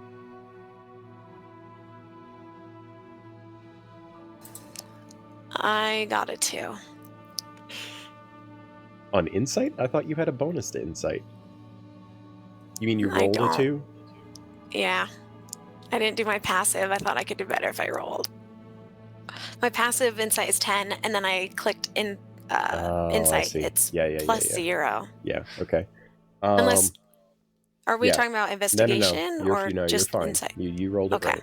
right. Okay. Yeah, you are completely oblivious. I will say that Aravin's passive insight being what it is, when he approaches the table, he can see quite clearly that the Duchess is not pleased that Lady Varian sat down at the table unbidden. And there's a moment where he hesitates that if he actually introduces and sits down as well, he could potentially increase her hostility.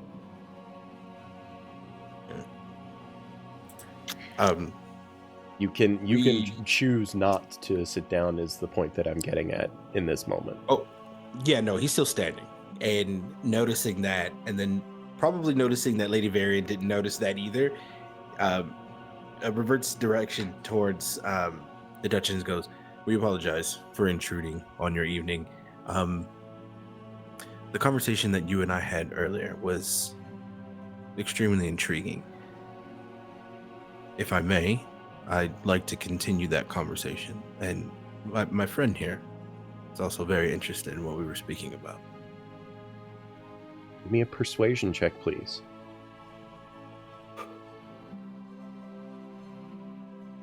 Oh, okay. Yeah, you know what? We can... Can I give him guidance? Nope. Dang it.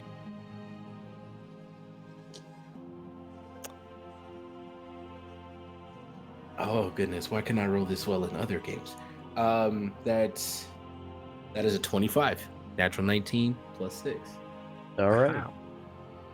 There is a slight curl at the corner of her lips, upwards. And she turns her head and fully faces Aravan and looks him up and down. And goes to sip her wine, but just before she does, she extends her free hand, gesturing towards the empty side of the booth next to Varian as she takes a sip of her wine and sets it down in front of her. Thank you. And sits down.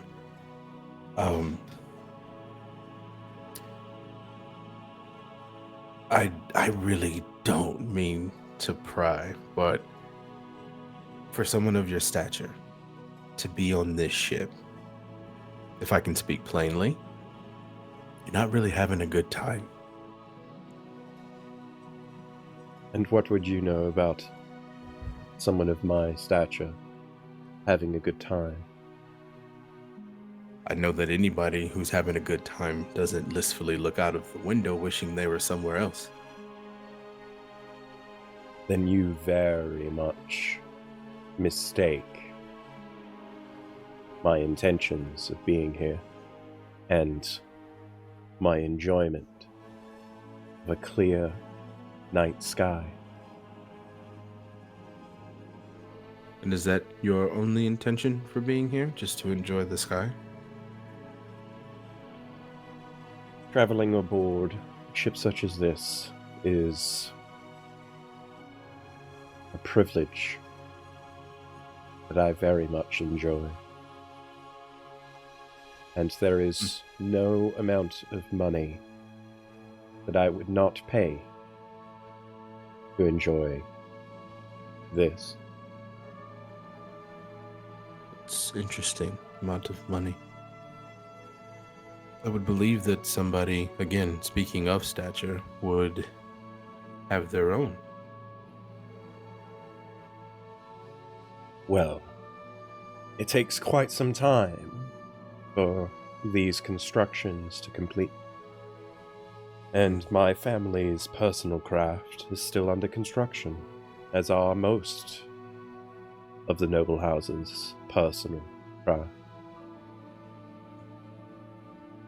You almost have a wealth of knowledge in how these are constructed. Not really. I just know the timelines that the engineers have given me, and let's just say I am very good at making sure that they stick to their timeline. And in the meantime, I get to enjoy journeys on board the Zephyr Gale. Oh. What about you, Erevan? What do you enjoy about this trip? The truth? I would hope so, young man, as I generally despise it when people lie to me. And I'm pretty good at ascertaining when they do. I enjoy nothing about this. This isn't within my purview of taste. Oh well.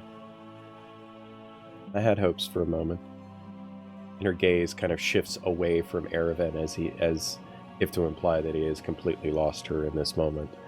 And she kind of shifts over to Lady Varian, and she says, "At least tell me you, of all people, would understand what I mean."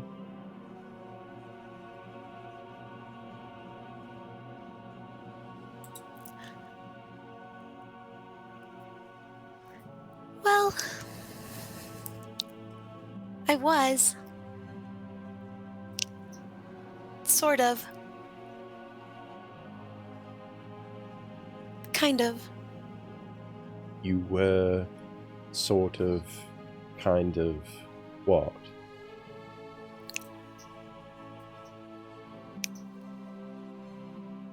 Enjoying?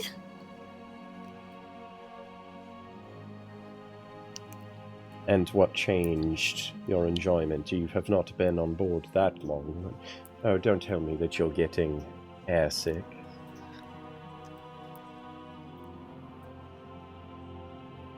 Well,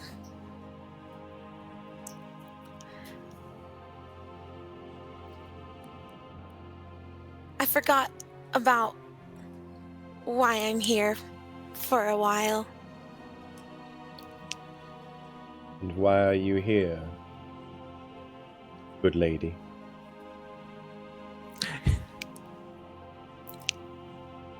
My family won't let me talk about it.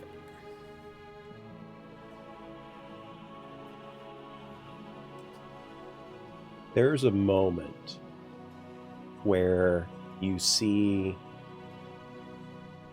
the Duchess's guard drop. Briefest of moments. And she looks at Lady Varian with a pure expression of understanding. And then her demeanor comes back. She simply nods.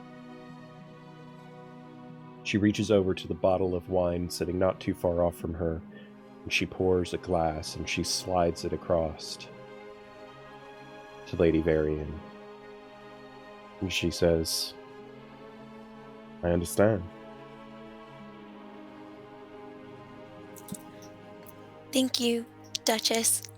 I apologize for being rude and sitting down. I was really anxious and trying to appear confident, if I'm honest. It was a bold move. And I think had you caught me in a different situation, you might have not enjoyed the outcome very much. But in this case, I value honesty above all else. And I pay such honesty with respect and kind. Drink. And Lady Varian can see quite clearly the wine. She can smell it. The same wine from earlier that she'd so desperately wanted to drink from is now a full glass sitting in front of her, being offered by one of the most prominent noblewomen of her time. And even Lady Varian would understand that it's not something that she, even if she wanted to, could ever turn down.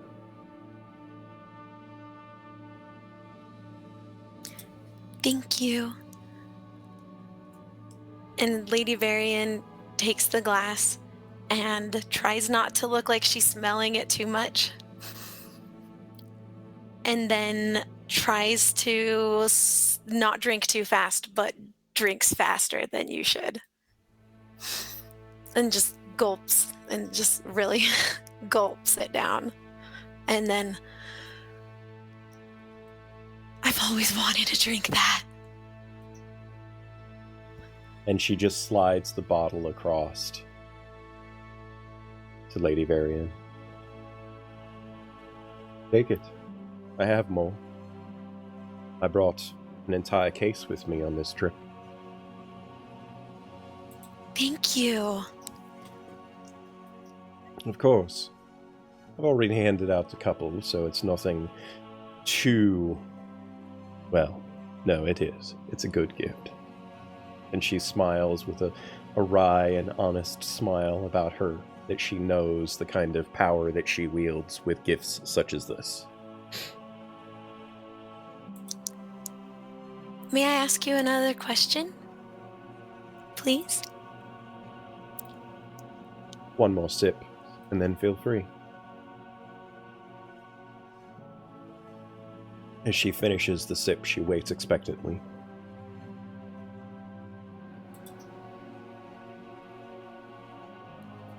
Who else received such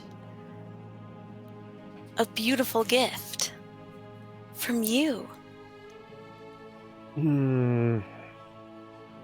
Ironically enough, one of the merchants from your lands, I think, that, Aiden fellow, he managed to secure one from me, more so just to get him away. I cannot stand the odor of that man. He smells... I don't know what kind of cologne he has been quaffing himself with, but he's practically bathing in it these days. Certainly not what I remember from the last time that we encountered one another. I gave him one. Captain, of course. She deserves one for a journey such as this. And then, well, I think it was just one other. Gaius. Yes, Gaius got one too. He had the temerity to ask for one, which I found most humorous. That's so generous of you. Well, like I said, I brought a case. May I ask one last question before taking my leave so you can look at the sky again? Certainly. And you can tell that, like, you're starting to kind of test her patience a little bit. Where is your friend? From earlier? The man? She kind of looks across the room, and you can see her eyes fall on this small, kind of waifish-looking lad in, like, steward's uniform, just standing across the room at attention. And then her eyes come back to you, and she says, "Oh, he's close by. He never leaves. I'm never alone." And there's a hint of almost sadness as she says that last bit.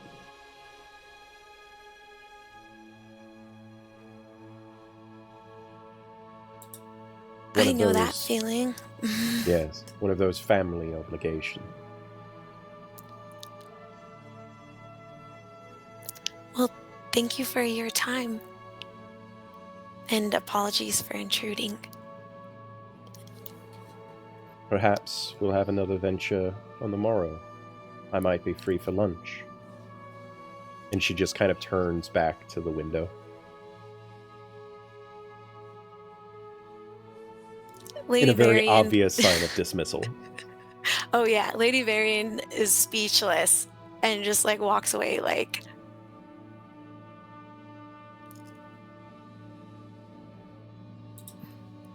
because Aravan, yeah.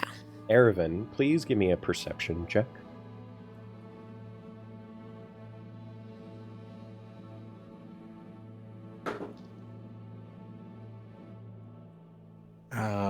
Perfect. That is perception. 21. So as you step away from the table with Lady Varian, you look about the room, you lock eyes with the young steward boy that the Duchess had kind of gestured to with her eyes, and you can see the same eyes of the man that you had seen from earlier in the day. His physical form has changed, but his eyes are still the same. And there's a slight shiver that goes down your spine, and almost recognition of someone skilled in such ways. And you're kind of looking about the room at anyone or anything else out of place, as that's your natural instinct to do, particularly when you are unnerved. And you see the merchant prince Alden. I apologize if I said Aiden before. It's Alden. The merchant prince Alden kind of scurrying through the room, towards the back of the room, towards an exit. And your insight and perceptive abilities being what they are, there's something not quite right. You've chased people before. You know people that are trying to evade you. You are practiced in trying to catch such people.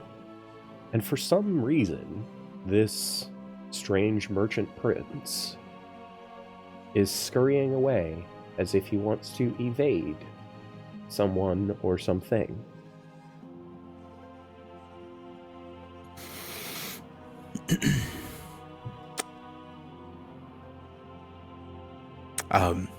Lady Varian, first off, I have a lot to say to you about that. Wonderful job. But, damn, just a really good job. Sorry. Did you see that? Did you see the merchant?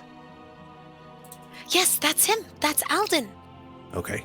As you have turned towards her, and then you look back, and the two of you look towards him, he has turned back towards you, and he locks eyes with you for a brief moment, and his eyes go wide, and then he bursts through the door behind him. There's a clattering, cacophonous noise as he runs into one of the young stewards carrying trays who was about to come through the room, and this noise kind of alarms everyone, and he turns back now with a wider shock.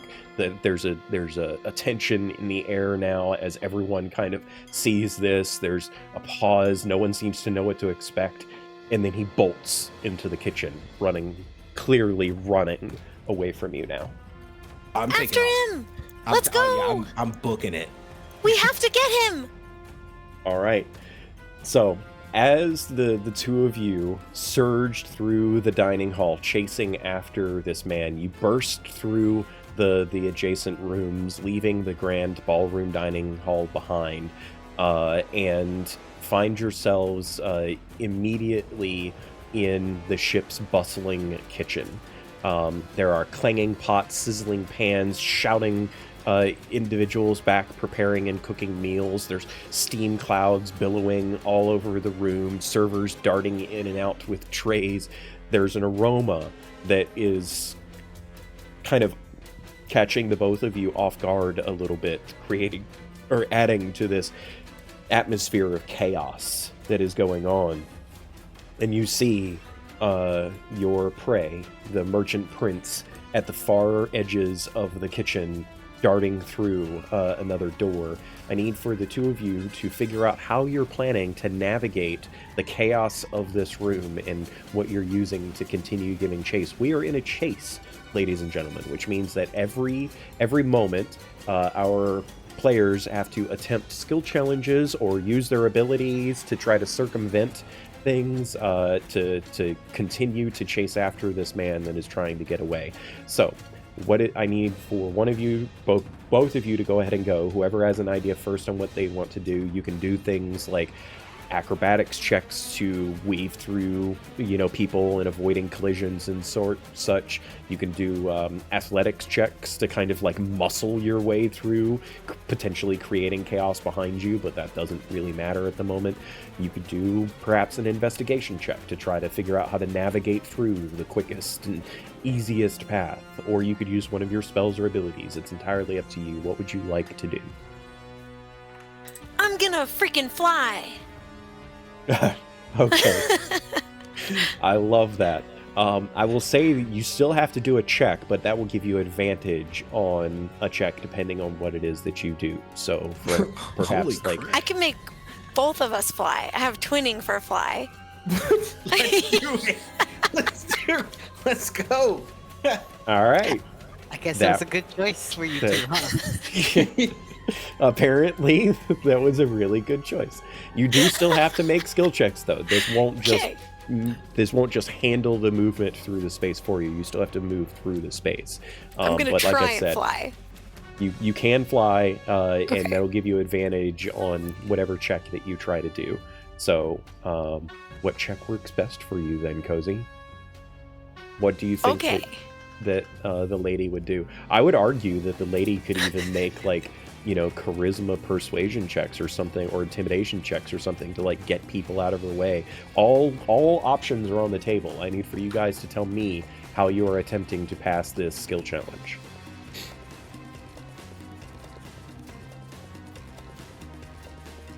Table's yours, Kozy. You dropped that. You can go first, Ian. Yeah, It doesn't, you can say stuff you have ideas of, but I have high checks in acrobatics, investigation to try to figure out the best route. I have a +5 intimidation. What is your best thing? That would be what I would argue you should do right now. I have persuasion +8 and deception +8. Okay. And then the next best ones are. All right. So why don't you go for a persuasion check, kind of using your noble authority to get people out of your way. Yeah. So is now not the time to fly then? No, you're flying. That's already done. Oh, And- what? Yeah, you said you were flying. Yes! We're flying. I thought I had to roll.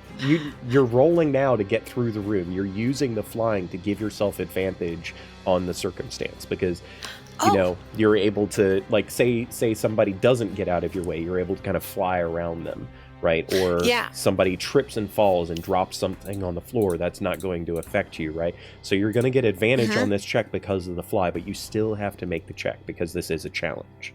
Okay, perfect. So yeah, I'm going to use twinning to do me and Aravan helping us fly to get bonuses. And then I'll use the persuasion to to say. All right, go for it. Yeah, I'll use persuasion. All right, you have it. Is that?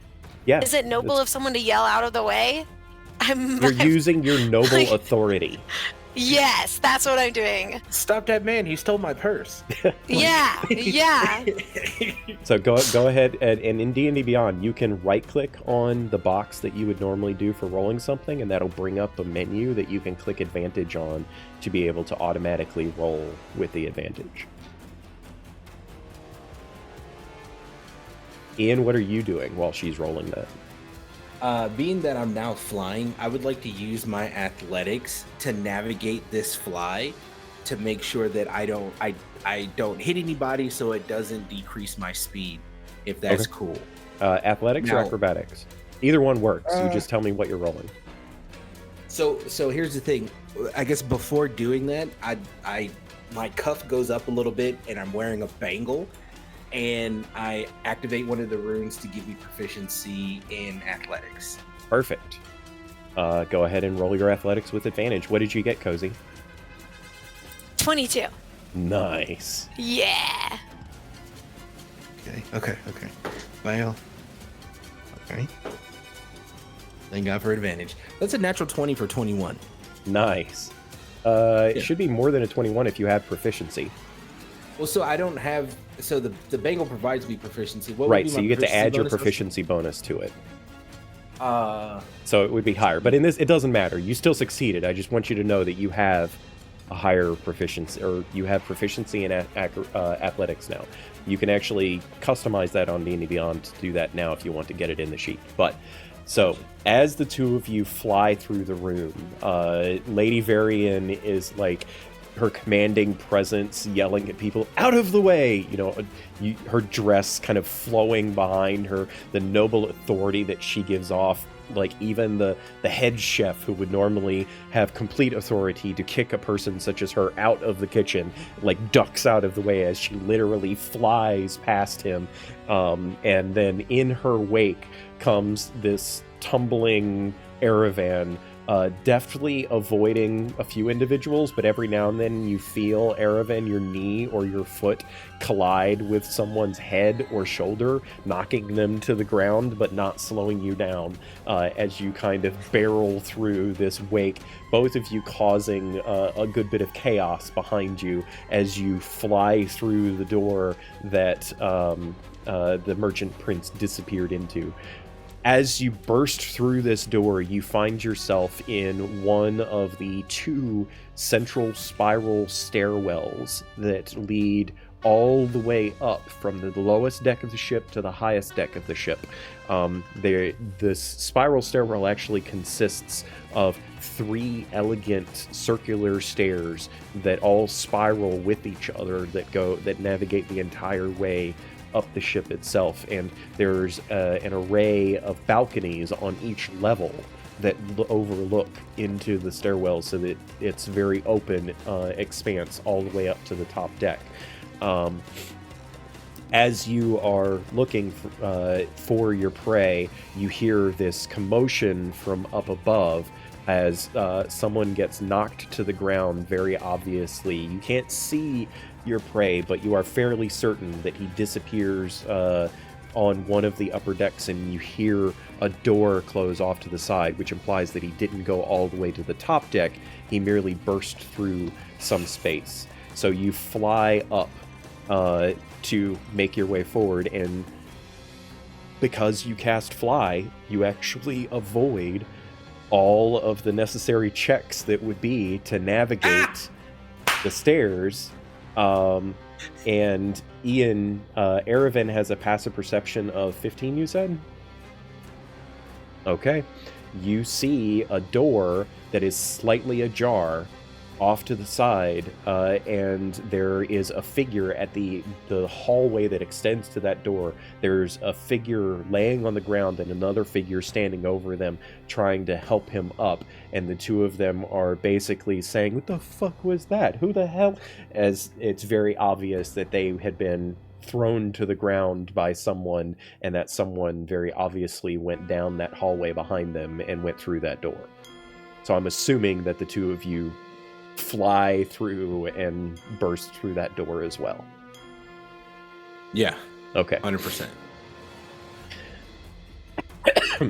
So the chase continues. It leads into a narrow crew hallway that is lined with pipes, that is fairly dimly lit.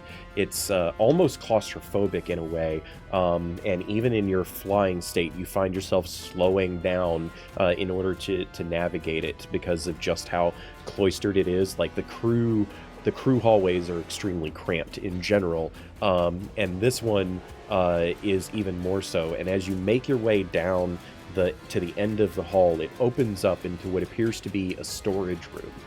And standing on the far end of this storage room, you see the Merchant Prince that you are chasing after standing there.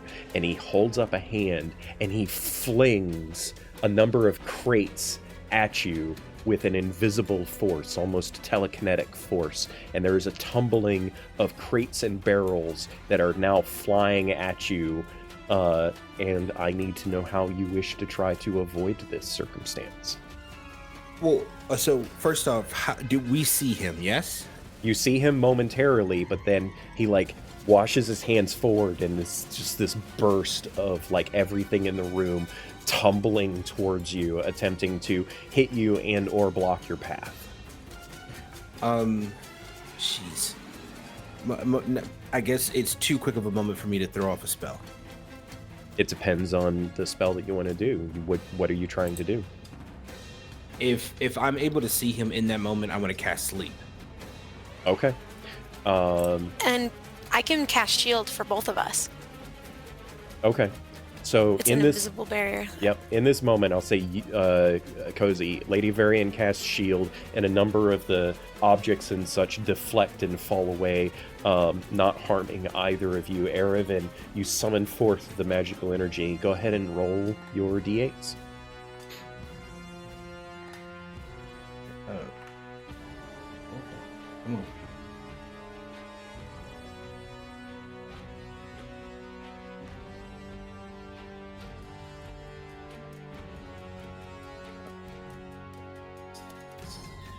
What'd you get, my friend? 29. Okay. You cast Sleep, a familiar spell for you that you have used plenty of times to prevent one of your prey from escaping. And as the sleep kind of manifests around, you see these soft motes of arcane light kind of permeate the space around them. And normally you see a person like breathe in these motes before drifting off to sleep. There is no movement towards this figure's mouth. They don't breathe it in at all. But they start to falter for a moment. You see them shake their head, you see their eyes blink as if they're falling asleep. But then there's a burst of light from their wrist. The briefest of moments, this cascade of light erupts out of their wrist, and they shake awake, and they are startled, and they disappear through the door behind. So you have a pile of rubble in front of you. You have options for trying to break through. It's not completely obscuring your sight beyond. If you wanted to do something to, try to get past it, magic or strength or otherwise, you could attempt acrobatics or athletics to try to maneuver or muscle your way through. You could potentially use a spell. What is it that you would like to do in this case, as you are blocked from travel further unless you do something?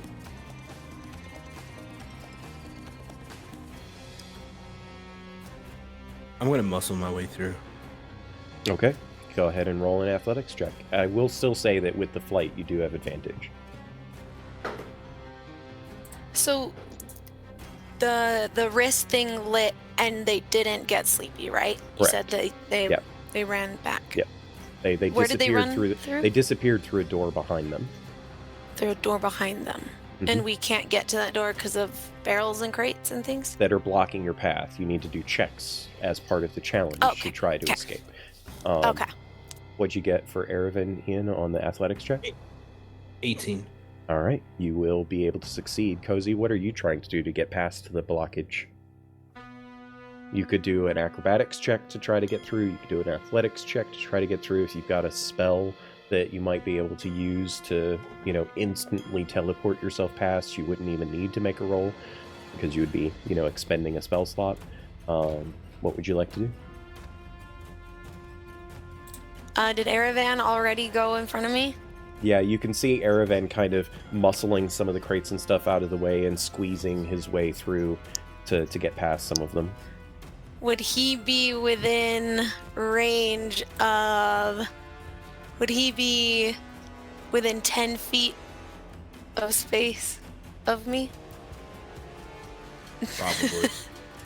You could Okay. wait for a half a second for him to get beyond it, because he still has to also get to the other side of the room. I think I know what you're going for. Yeah, I was thinking of using Thunder Step. Okay.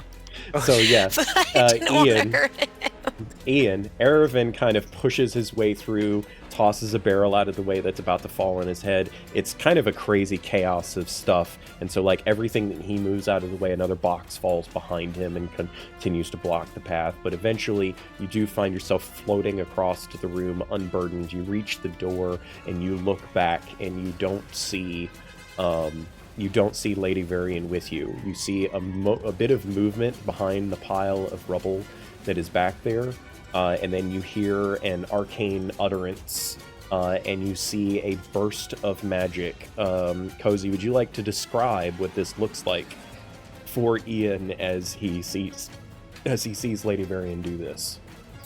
So Lady Varian mutters some words, and then all of a sudden you hear the loudest like clap of thunder, and then bam, I'm right by you. So she appears beside you. Go ahead and roll the damage for that, because I'm curious what it will how many of these objects are going to get shattered from the thundering. Okay, what do I roll? The damage. Damage, okay. How do I do that? Let's see here. It's Thunderstep. I'm going to go ahead and click it on your sheet for you so everyone will be able to see it. It's 3d10 damage. You got a total of 13, it looks like. So it bursts forth, and several of the barrels that were obviously containing like uniforms and clothes and the like, the barrels just shatter, and there's this like cavalcade of white and red that just erupts across the big massive pile of now very thorough debris that is settling in that corner or that doorway of this room. Yeah, nobody's getting through that door in a bit, and you probably damaged a wall, the door, maybe a couple of the pipes that were over there too. But Lady Varian does appear standing right next to you, Erevan, completely unharmed.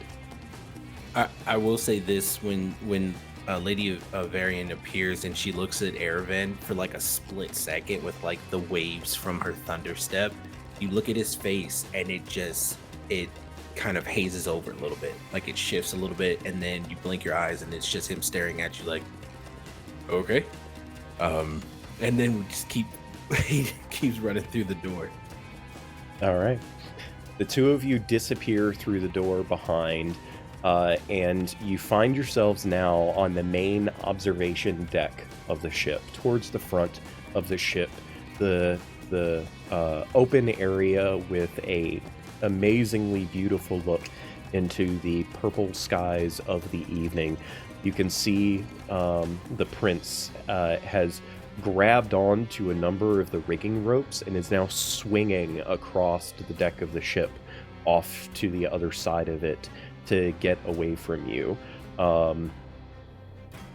You two do have fly, so you're going to have advantage on this to try to narrow this ever-widening gap as he swings away,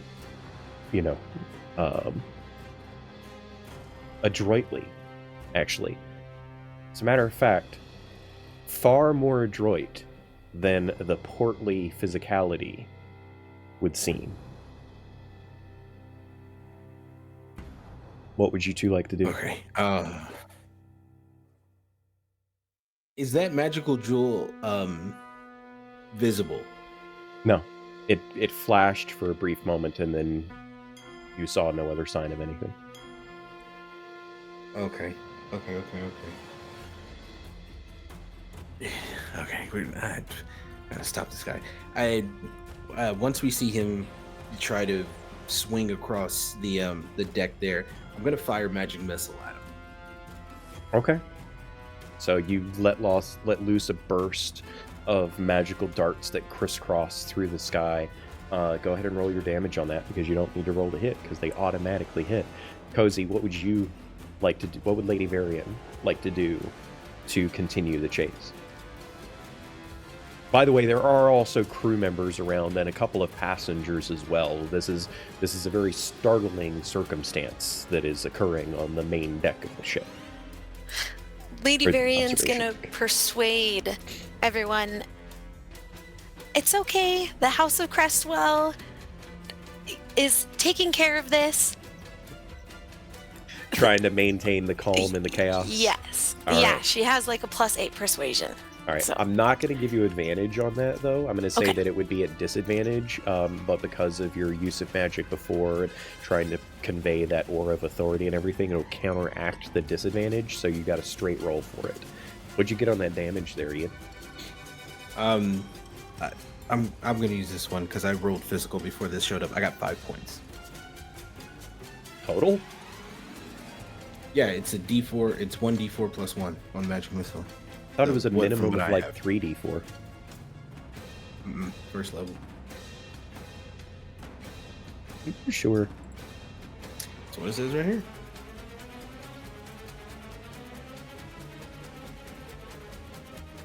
Magic missile. Well, you're right. Okay. Oh, that's right. You have to upcast it to get more darts. No, it is 3 glowing darts. Yeah. It's right there in the first line of the text. It's 3 glowing darts of magical force. Each dart deals 1d4 plus 1. Okay. So I knew then I wasn't that- hallucinating. I'm sick, but I'm not that sick. And chat's backing me up. It's 14 total. Nice. What'd you get on your persuasion check there, Kozy? Lady Varian got 18. Okay.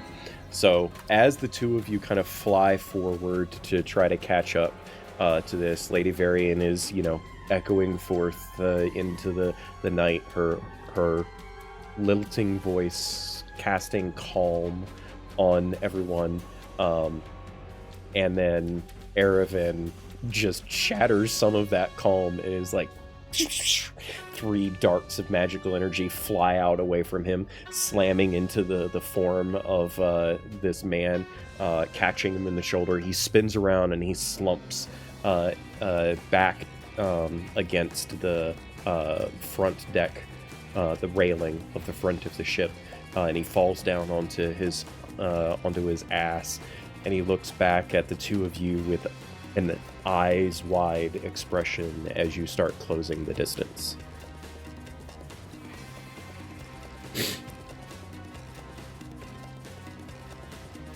Okay. Do you do cool. anything in particular as you obviously have him at a disadvantage at the moment? How close are we to him? I mean, you're flying basically up to him. You're now like 10, 15 feet away. Okay.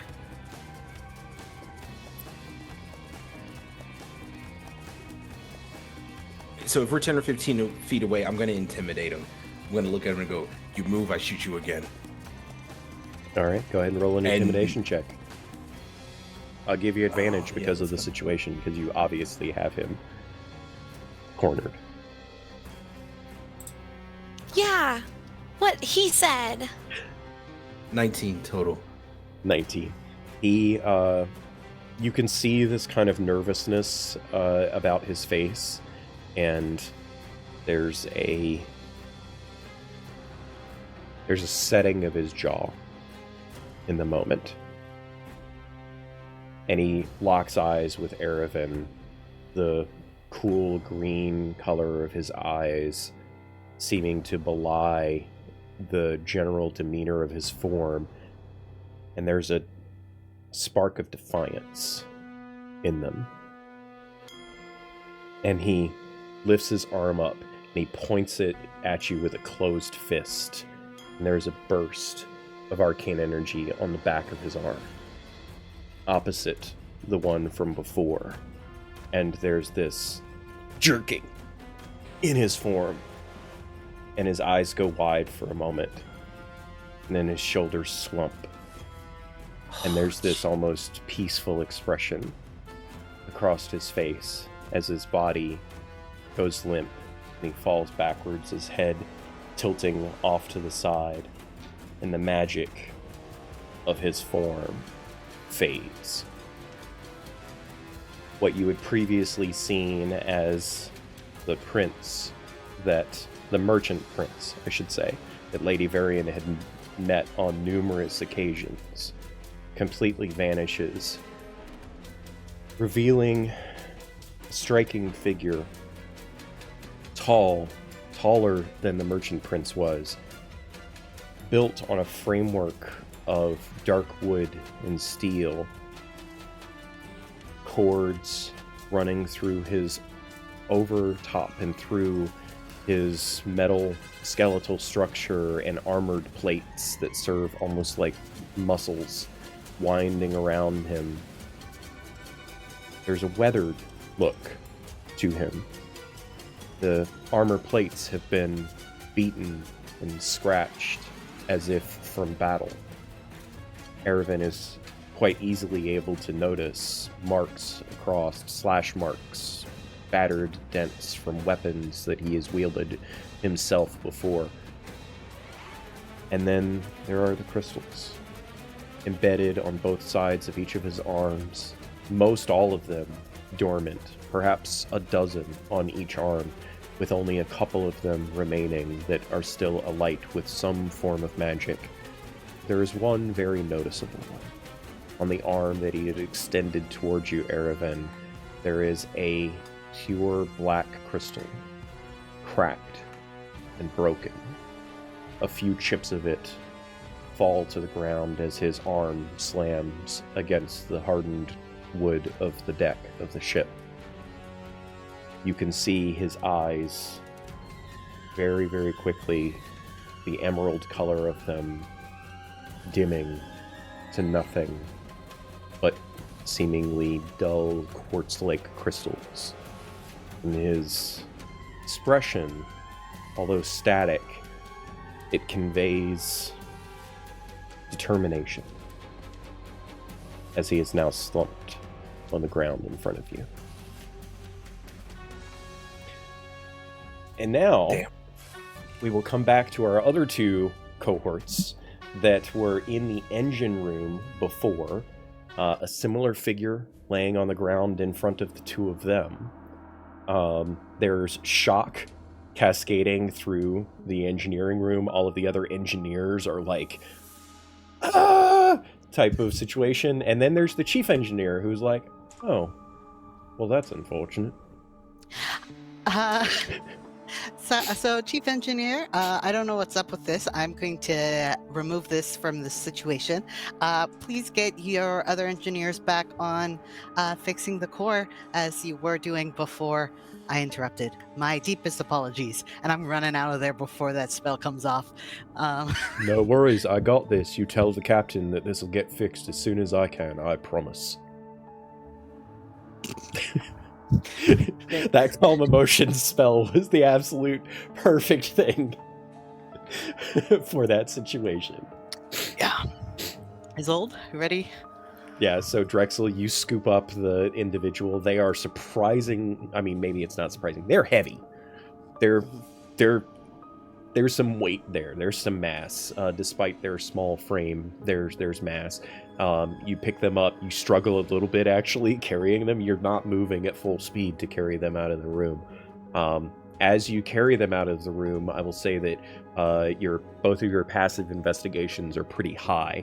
And so you're able to notice the crystals from before. There aren't as many on her or them as the ones that I just described on the other figure a few moments ago.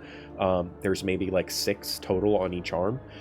Mm-hmm. And most of them are dormant. There's a handful that aren't.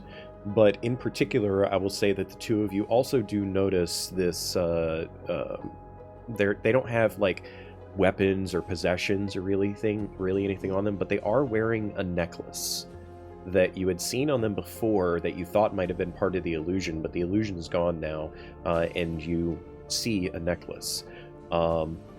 This pendant is engraved with arcane runes, and it has a dull silver blue kind of light luminescence. You know, like if you reflect it in the light, it kind of radiates a little bit of the luminescence to it. And I believe that this is one that Isolde recognizes, as it is a familiar design, something that she has probably crafted on more than one occasion. It's a relatively common thing in her world of expertise.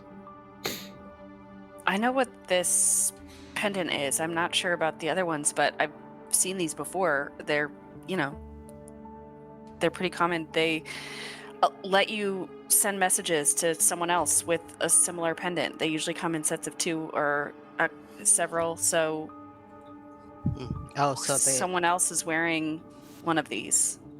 At least one person, but maybe more. someone already knows we're onto them. It's possible. Okay. Well, we should probably get back with the others. As I'm carrying the thing, I'm gonna put my trench coat on it, so it's not. So hopefully we don't run into too many people and they start asking questions. Are we gonna weekend at Bernie's this corpse? Yes, please. As we're leaving the engine room, I think Isolde just looks at the captain. It's like, I know we're leaving you shorthanded. I'm so sorry about this. You mean the chief engineer? Yes. Okay. Thanks. I'll be back, and I can help. But I Right. gotta finish taking care of this. But good luck. You do that. You take yep. care of that. I've got this. Do not worry. I believe you. Maybe step it up a little bit. You seem maybe a little too relaxed. I don't know. Okay. Bye. It was good to meet you. Bye. You hear this, and you as well, as you both disappear down the hall. So, I will, just for expedience sake, I will say that the two of you are able to grab a couple of sailors to kind of help with the circumstance, and it doesn't take you very long before you find yourselves learning that there was very recently, there's reports coming in of an explosion, and a lot of people getting tossed out of the way and such. There was a chase. There's a lot of chaos happening on the rest of the ship, and you're not entirely sure what to make of that. The reports are a little bit scattered at present, but within probably about a minute of the events that unfolded for Erevan and the final events, I should say, in the chase for Erevan and Lady Varian, the two of you are up on the main deck walking towards the front of the ship where you know your companions to be, and you see them off in the distance. Erevan and Lady Varian, you have a few moments of RP if you would like before you all meet back up, or we can just meet you all back up. It's entirely up to you.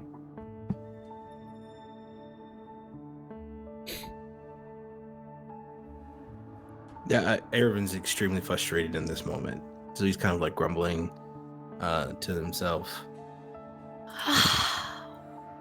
What are we gonna do? I don't know. I have no idea.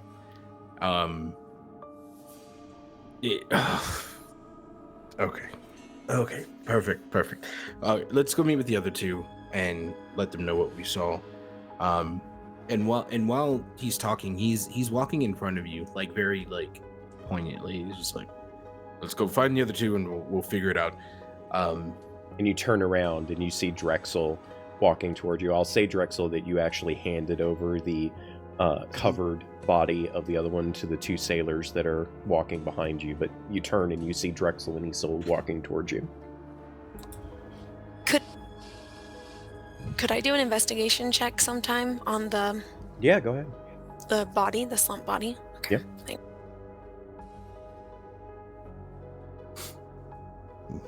When we're walking up towards Drexel and Isolde, Drexel, you look at Erevan's face and you can see that it's off, not emotionally but physically. You can see that. Oh.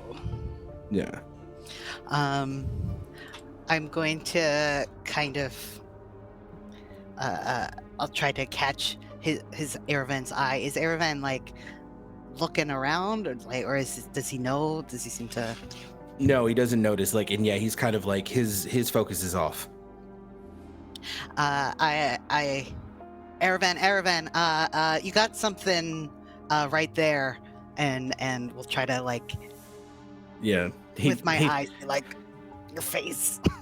He looks up at you and he's like, "Oh, sorry, something exploded on us," and then he just wipes his face. That's what I said.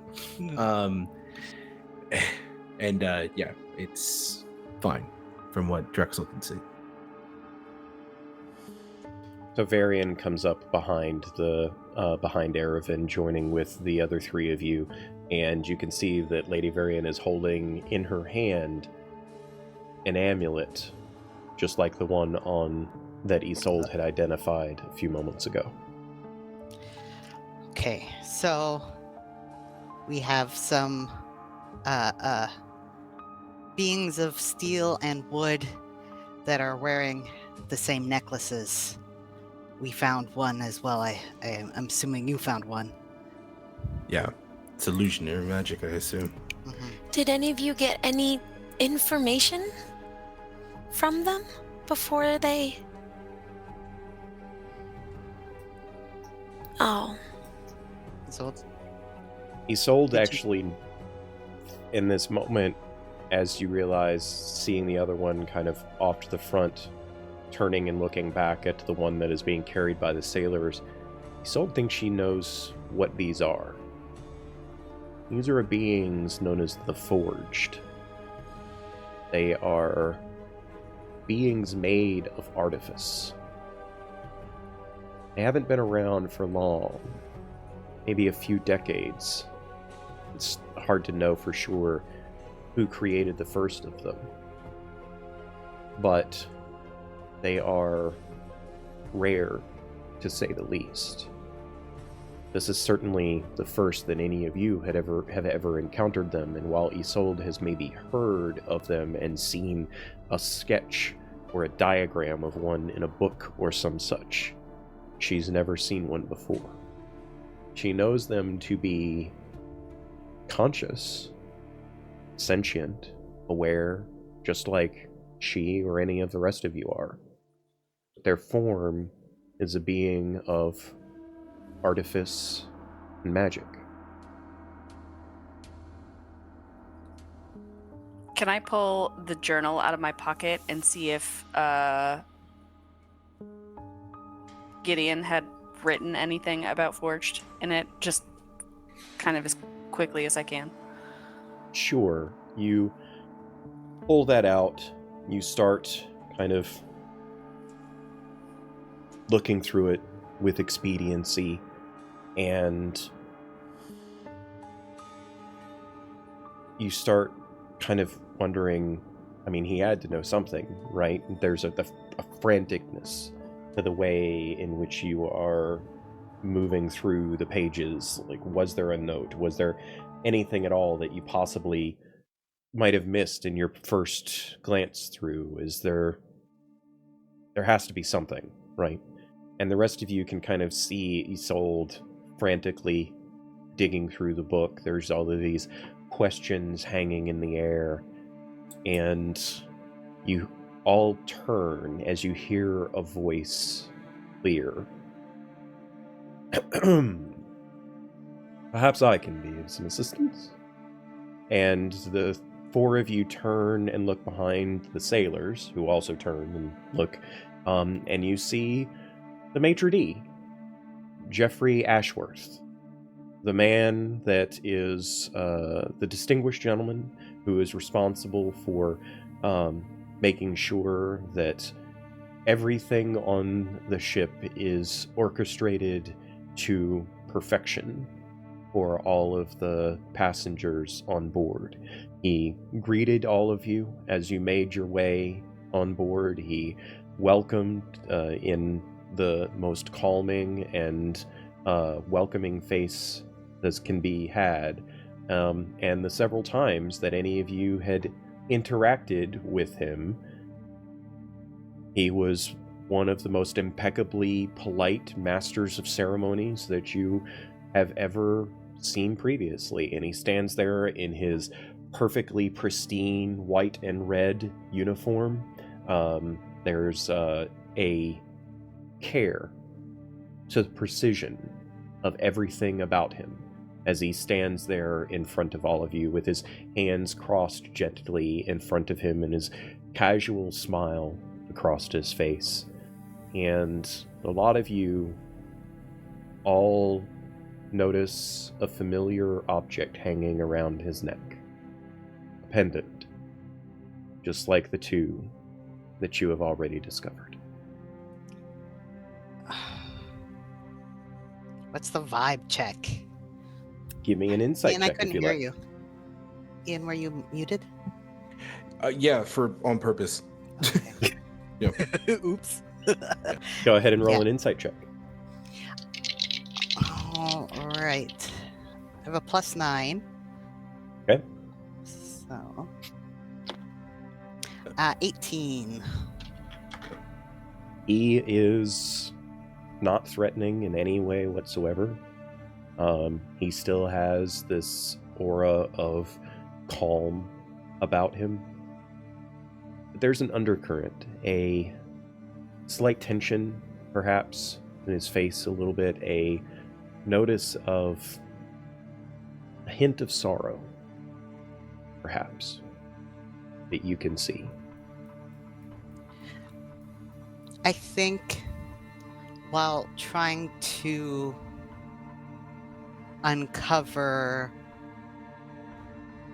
a murderous plot, we might have uncovered some other folks instead, and I'm very sorry. It's all right. These things happen when one is attempting clandestine maneuvers that is designed to disrupt the flow of normal society and, well, prevent certain things from happening in the future.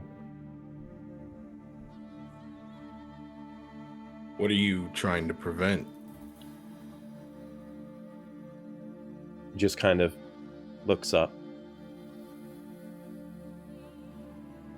Dominance. The dominance of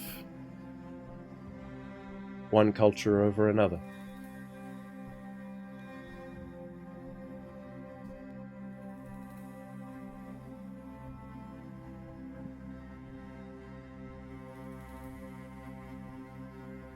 Would you do us the honor of showing us your true face? Give me a persuasion check, please.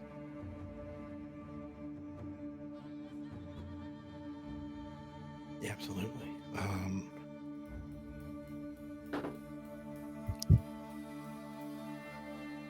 It's 25. There is a moment of pause, but he just kind of nods his head, and there seems to be an almost resignation in his face. And the magic fades. The illusion drops. He doesn't change position. He is still standing there casually in front of you with his hands crossed gently over one another in front of him. And you see his true form as a forged. The man that you once knew as Ashworth presents a contrast to. He's very different, but he is still distinguished in the same way that the maitre d' that he impersonated was. He stands rigidly in front of you, not mechanically in the way that his body presents, but just as a form and a function of his practiced elegance, for lack of a better word. His body is forged as a composite-like metallic alloy, sleek in several different places, combinations of steel and dark wood that you had seen before, but his is much more refined, much more pristinely crafted and sturdy in a way that the others were not. The surface of everything that he presents is smooth, with the occasional segmented point or such that seems to be designed to function. His face, though, despite all of the other vague similarities to the maitre d', his face is devoid of perhaps the warmth and expressiveness that the human Ashworth might have been able to present. It is angular and defined, with a hinged jaw covered by two plates, crystalline eyes that glow with a dim white light about them, but you can see underneath that dimness a bright speck illuminating that wavers gently in the light, as if he might be holding back too much luminescence in them. And they are set behind a pronounced brow. There's this aura of calculation to their expressiveness, their observation, their ability to seemingly see everything, all detail, down to the most minute. His eyes look like they are peering very into your very soul, as it were. And you can see that while he carries all of that meticulous nature that he had as the persona that he was mimicking, it wasn't an air of falsity about that. He possesses that himself. There's a sophistication there, natural sophistication, as he stands in front of you so calmly.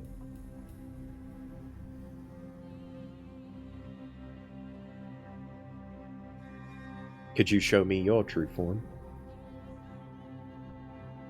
And as he's looking at Erevan.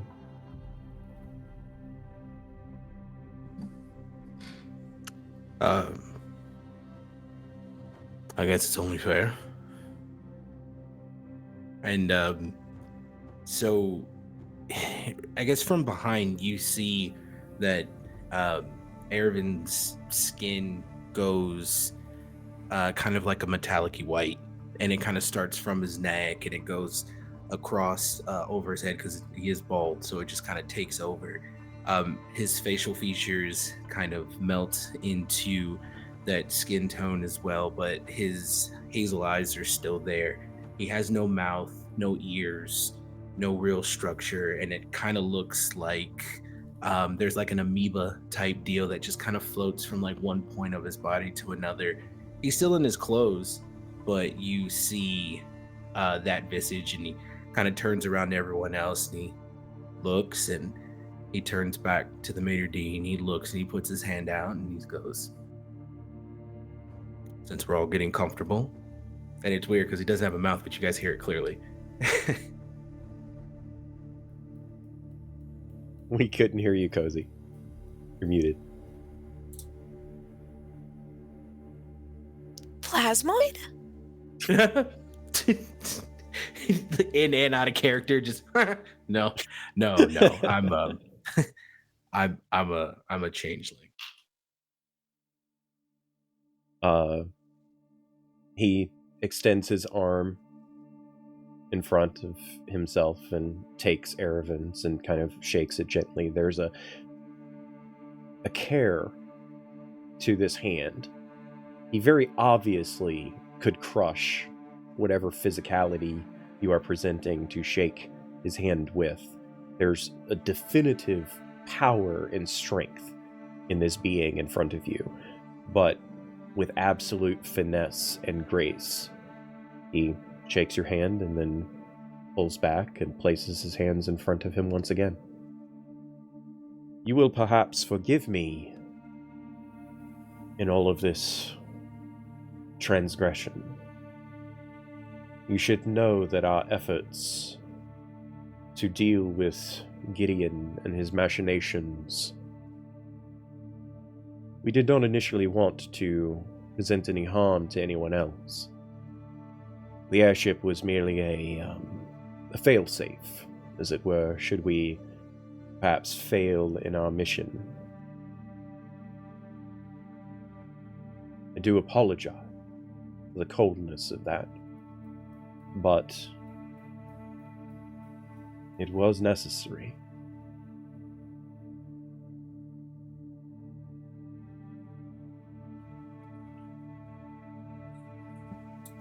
Can you tell us what happened, please? With what, my dear?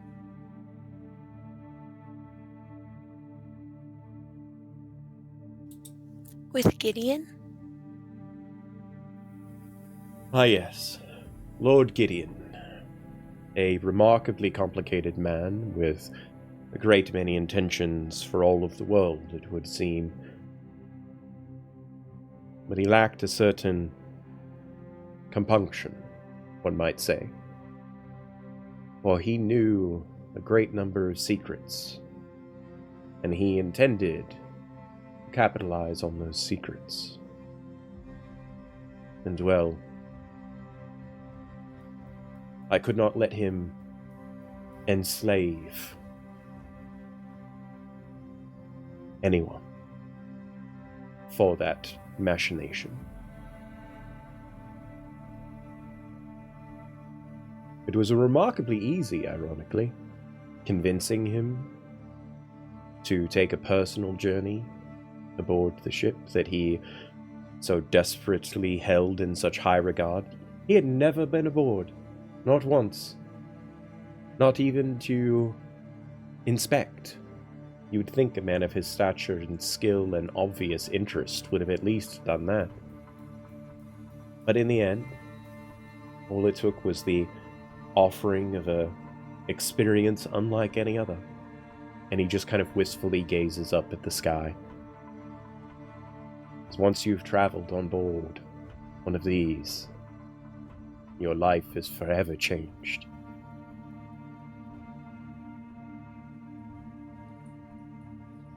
Isolde's gonna step forward and hand them the journal. What's this? This was Gideon's. You spoke of him knowing many secrets. I don't Just feel kind of- right keeping it. He opens it.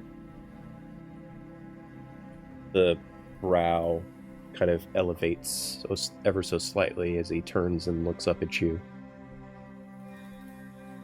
You would hand me this freely?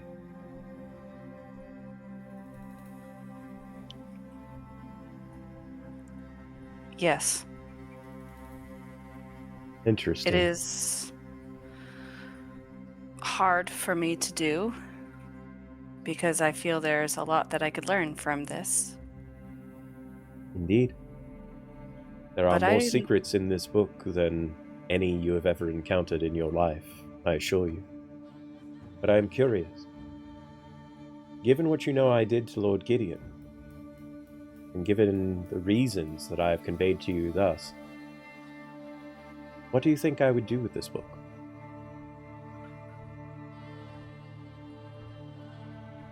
I don't know. Destroy it, maybe? And you're okay with that?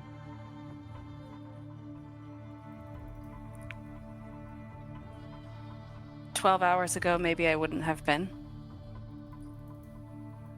But Lives can change in minutes, my dear.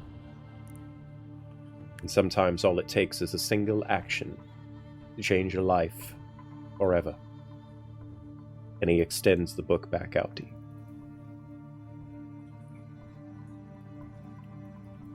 Take it.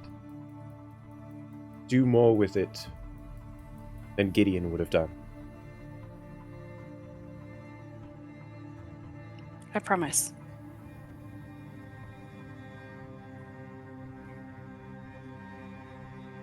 Well, I suppose I should try to ensure that the rest of you don't perish in the pulverization of yourselves against the mountainside, shan't I? Please. We would like that. Wait, what? Are you going to the engine room? No. No, I'm not. You are. And he reaches down behind him, and you hear this, like, whirring sound and a slight shifting of metal, and a small compartment opens up in his hip. And he retrieves from that compartment a small metallic sphere with a number of sigils and runes carved on it, and he extends it out to the commander to take. And he says, "This will help. I don't think the chief engineer is going to be able to do much without it." All right. I will take the key, thank you. You are welcome. Use it well. Make sure that she comes down safely. And in that moment, your passive insight being insane, because, you know, that's the way you built your character, you get the sense that when he said she in that moment, he wasn't referring to any of you or the chief engineer. He was referring to something else. And he kind of gazes up at the sky and he says, my existence ends here, I think. Hopefully, it can be a beacon for change, and perhaps a new dawn. As his eyes slowly drift over to Isolde for a moment before kind of looking at each of the rest of you. For once, freed. And you hear, before you see, a shattering of crystal on the inside of his wrist, and black fragments of crystal fall to the ground as the light slowly drains from the both of his eyes, and he slumps forward, and then his frame cannot support him as he falls to the ground in a heap in front of you. It's pretty dramatic. Traumatic or dramatic? I don't know what you said. I said dramatic. Oh, okay. I was like, I wasn't gonna take him into custody or anything. Neither was I. Yeah. Welcome in, That's Raiders. awesome. We are concluding our story here for the night, as we've gone a little bit over on time. I would like then, that's the end of my portion of tonight's story. I would like to offer each of you here at the table with me an opportunity to tell us a little bit about what happens for your characters in the future after these events. I will say that the chief engineer is easily able to use the device, the key, as you so eloquently put it, Kay, for the engine. Oh, and a whole bunch of subs too. Thank you so much. We very much appreciate that. Man, tonight has been great. I have absolutely enjoyed this thoroughly. Chat has been awesome. Yeah, you guys have all been awesome. As everyone touches down safely, I'm sure that there is an investigation, a great investigation, as it were. There's a lot of questions to be answered with the death of Gideon. And I'm curious, what do you all think transpires for your characters after these events?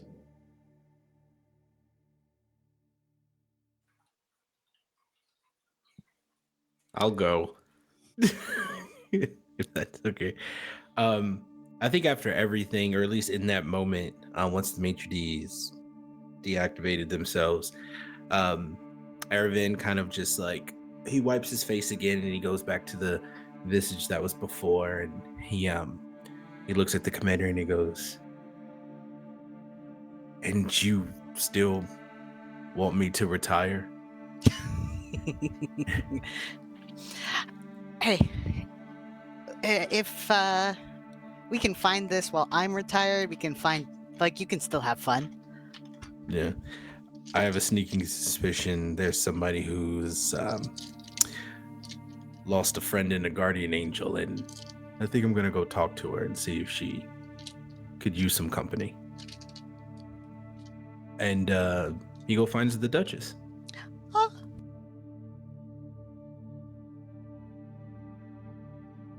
That's it. All right. And Lady Varian, what do you think happens to Lady Varian post this encounter, this seemingly simple airship journey that was not quite so simple? I think that Lady Varian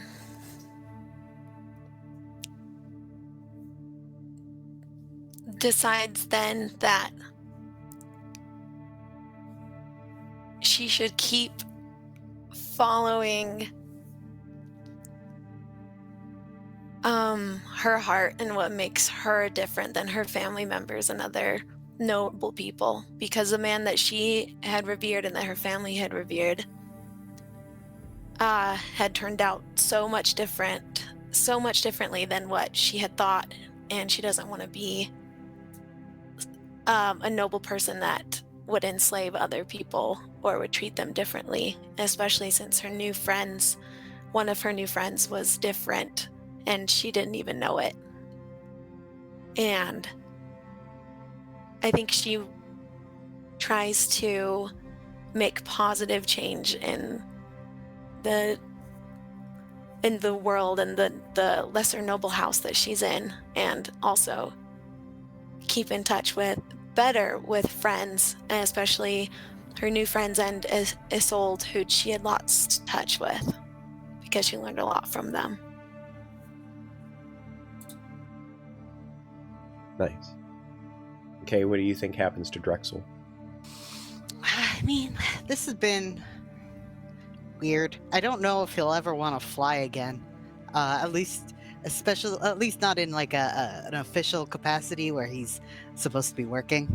No more Sky Marshal job? No, he didn't like it. Yeah, so he's just retired. So I guess there's a whole thing of retired life ahead of him, trying to, still be an upstanding citizen as much as he can, for Zestram and all that. But Nice. Yeah. And Isolde, how has her life been altered by this event? She feels the opposite of Drexel and is like, get me up in the sky again. And so I think she tries to sweet talk the captain and the chief engineer into giving her a job for a while, and works on an airship and just like figures out some of the ins and outs. I think she puts the journal in a locked chest and like puts an arcane lock on it for a couple of years because she knows that she's not ready for what's inside. And she wants to make a name for herself first before she goes digging into the secrets that are in the journal. But eventually she's going to work toward becoming one of the future champions of innovation and make inventions that make people's lives better. Nice. So Raven's Sarah Knight brings up a very good point in chat. I kind of glossed over things a little bit with your lost kitty. And I was kind of hoping you would take an opportunity to spend a little more time in the engine room, because the intention was that they had journeyed down into the engine room and had found a nice little cubby hole in the warmth of the engine room amongst all of the arcane power to be there. So perhaps if you would allow me, I think that Isolde feels that like she lost the cat. The cat just disappears. Yeah. Until she finds them in the engine room one day, having made a little cubbyhole nest for themselves. And now they become a engine room buddy, as it were, for the ship. Amazing. All right. Well, thank you so much, everyone. This has been an amazing little two-shot tale of ours. I had a lot of fun with it. I hope all of you did too. Thank you so much to everyone that joined us tonight in chat for all of the fun. Love the raids, love the subs, and just all of the I couldn't keep track at times on the chat. It was scrolling by so fast. It was great. Love every minute of that. We're going to give all of these people an opportunity to talk a little bit about the other awesome stuff that they've got going on this wonderful place that we call the internets. And keeping up the same order that we did before, we're going to kick things off with you, Kozy. Your first game with us here in Ysterra. I hope you enjoyed it. Please tell us a little bit about what you and what it is that you do on these interwebs. I totally forgot to say one thing about Varian, though. Oh, go ahead. Yeah. She's gonna go after the childhood love that she was gonna get married off to Kuvalian Earth Genasi named Sandrew, and she's not gonna do that no more. So she's gonna go after the gardener's son guy, and she's gonna make her own path. Nice. I forgot to say that. Yeah, she's Lovely. gonna do that instead of what her family wants to do. So yeah, I'm Kozy. It was awesome being with you guys. It was so fun. This was my first Ysterra, and it was my first this is my third with Wanderer's Haven, and my first time with Ian and Kay and Deb and Miko.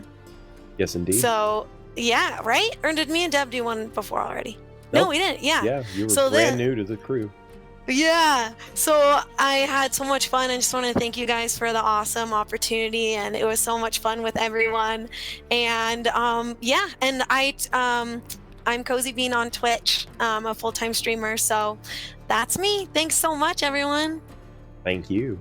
Moving things right along, the Caden Cosmos has been amazing at the table as always. Kay, I love having you here whenever we can get you, and I hope we get to have you again in the future. Why don't you tell everybody what it is that you're doing these days? Hello, I'm Caden Cosmos, or just Kay. You can find me on most places there. Right now, I don't have any other games or anything that I've committed to. Might want to run some more, but I definitely would like to be in Ysterra again. It's just late. I get tired so early. But I can sympathize. Yeah, you decided to do it. Yeah, this is my first game with Ian and Kozy. It's been great to meet you and play with you and get to know new people. Deb, it's been stellar to see you again. And yeah, thanks for having me. I wish I had more announcements, but I do art stuff. That's it. No worries at all. And then we come to Ian, my boy, my oos, my bro, sir. Chat. Yo, it's me. I'm here. Another amazing game in the world of Ysterra. Just added to my chapter book in this world, and I'm so excited for what's next. Yo, what's up, you guys? You know me. I'm Ian. You can follow me on all social medias at your boy Big, which is YABOIBIG. And yeah, so of course I'll be here as long as Miko asks me to come back and play something in Ysterra. I'm more than happy to do so. Kozy, it's wonderful meeting you. Kay, it was amazing meeting you as well. Deb, you're cool too. So I'm just so happy for another game. Awesome stuff. Yeah, if you want to know what I'm doing next, definitely follow me on Twitter at that social that I provided to you. Got a lot of stuff coming up within the end of the year, but mainly towards the beginning of the year. It's going to be jam-packed, so just keep an eye out on my Twitter. And hey, if you're going to go to PAX in Philly tomorrow, I'm still in San Antonio at the moment, but if you're going to be in Philly this weekend, hit your boy up. Say, hey, I'll be there. So, dude, if my wife was not working and I wasn't full-time dadding for the next 3 days, I would have actually been to Philly to come up there, because it's only a hop, skip, and a jump away from me. But unfortunately, you know, I've got fatherly duties to attend to. Maybe next time. Moving things right along, the lovely lady that saves us from ourselves every week, Deb. Here I am. I'm Deb. I was playing Isolde this evening. So fun. This is fun as always. Great to play with you all. I am on the socials on Instagram and Blue Sky at dsweats. If you try Twitter, you're gonna get a man from Texas, and unlike Ian, I am not a man from Texas. So yeah, I share pictures of my cats. I should be posting some of the things coming up. I'll be back here in 2 weeks for the holiday heist game, which promises to be as much chaos as this, if not more so.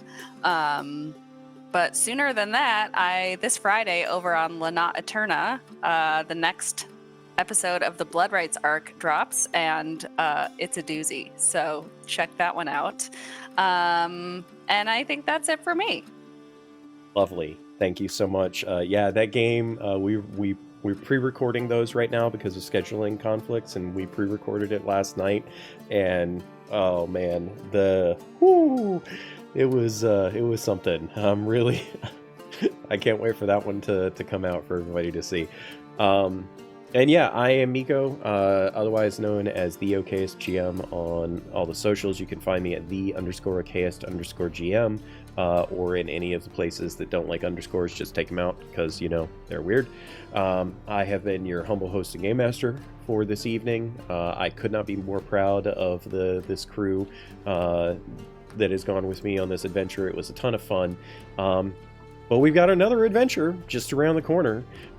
So next Wednesday, we are actually off. I am going on a well-needed vacation next week. So if I don't respond to things in a timely manner, my apologies. I will probably be chilling on a lake. Yeah, the week after that, though, we have another two-shot coming up. It's a holiday heist adventure. A couple of these faces are going to be returning to that. And I think that you're going to really like the characters that are involved in that one, because they're characters in every sense of the word. I was there, man. It was crazy. I saw him, man. I'm going to have a hard time keeping it together in that game. I'm just saying. And then we have lots of stuff going on here at Wanderer's Haven. This coming weekend, there's another game coming up that I unfortunately cannot remember the name of, but our good friend Javante is running it, and it's going to be awesome. I hope you guys tune in for that. Check out our socials, check out our Discord. We've got all kinds of cool stuff. Go into the links in the About down below if you're all interested in any of that stuff, because we've got a lot more coming. And maybe next time I'll have some news to share about Ysterra in the new year. We'll see. But thank you so much, everyone.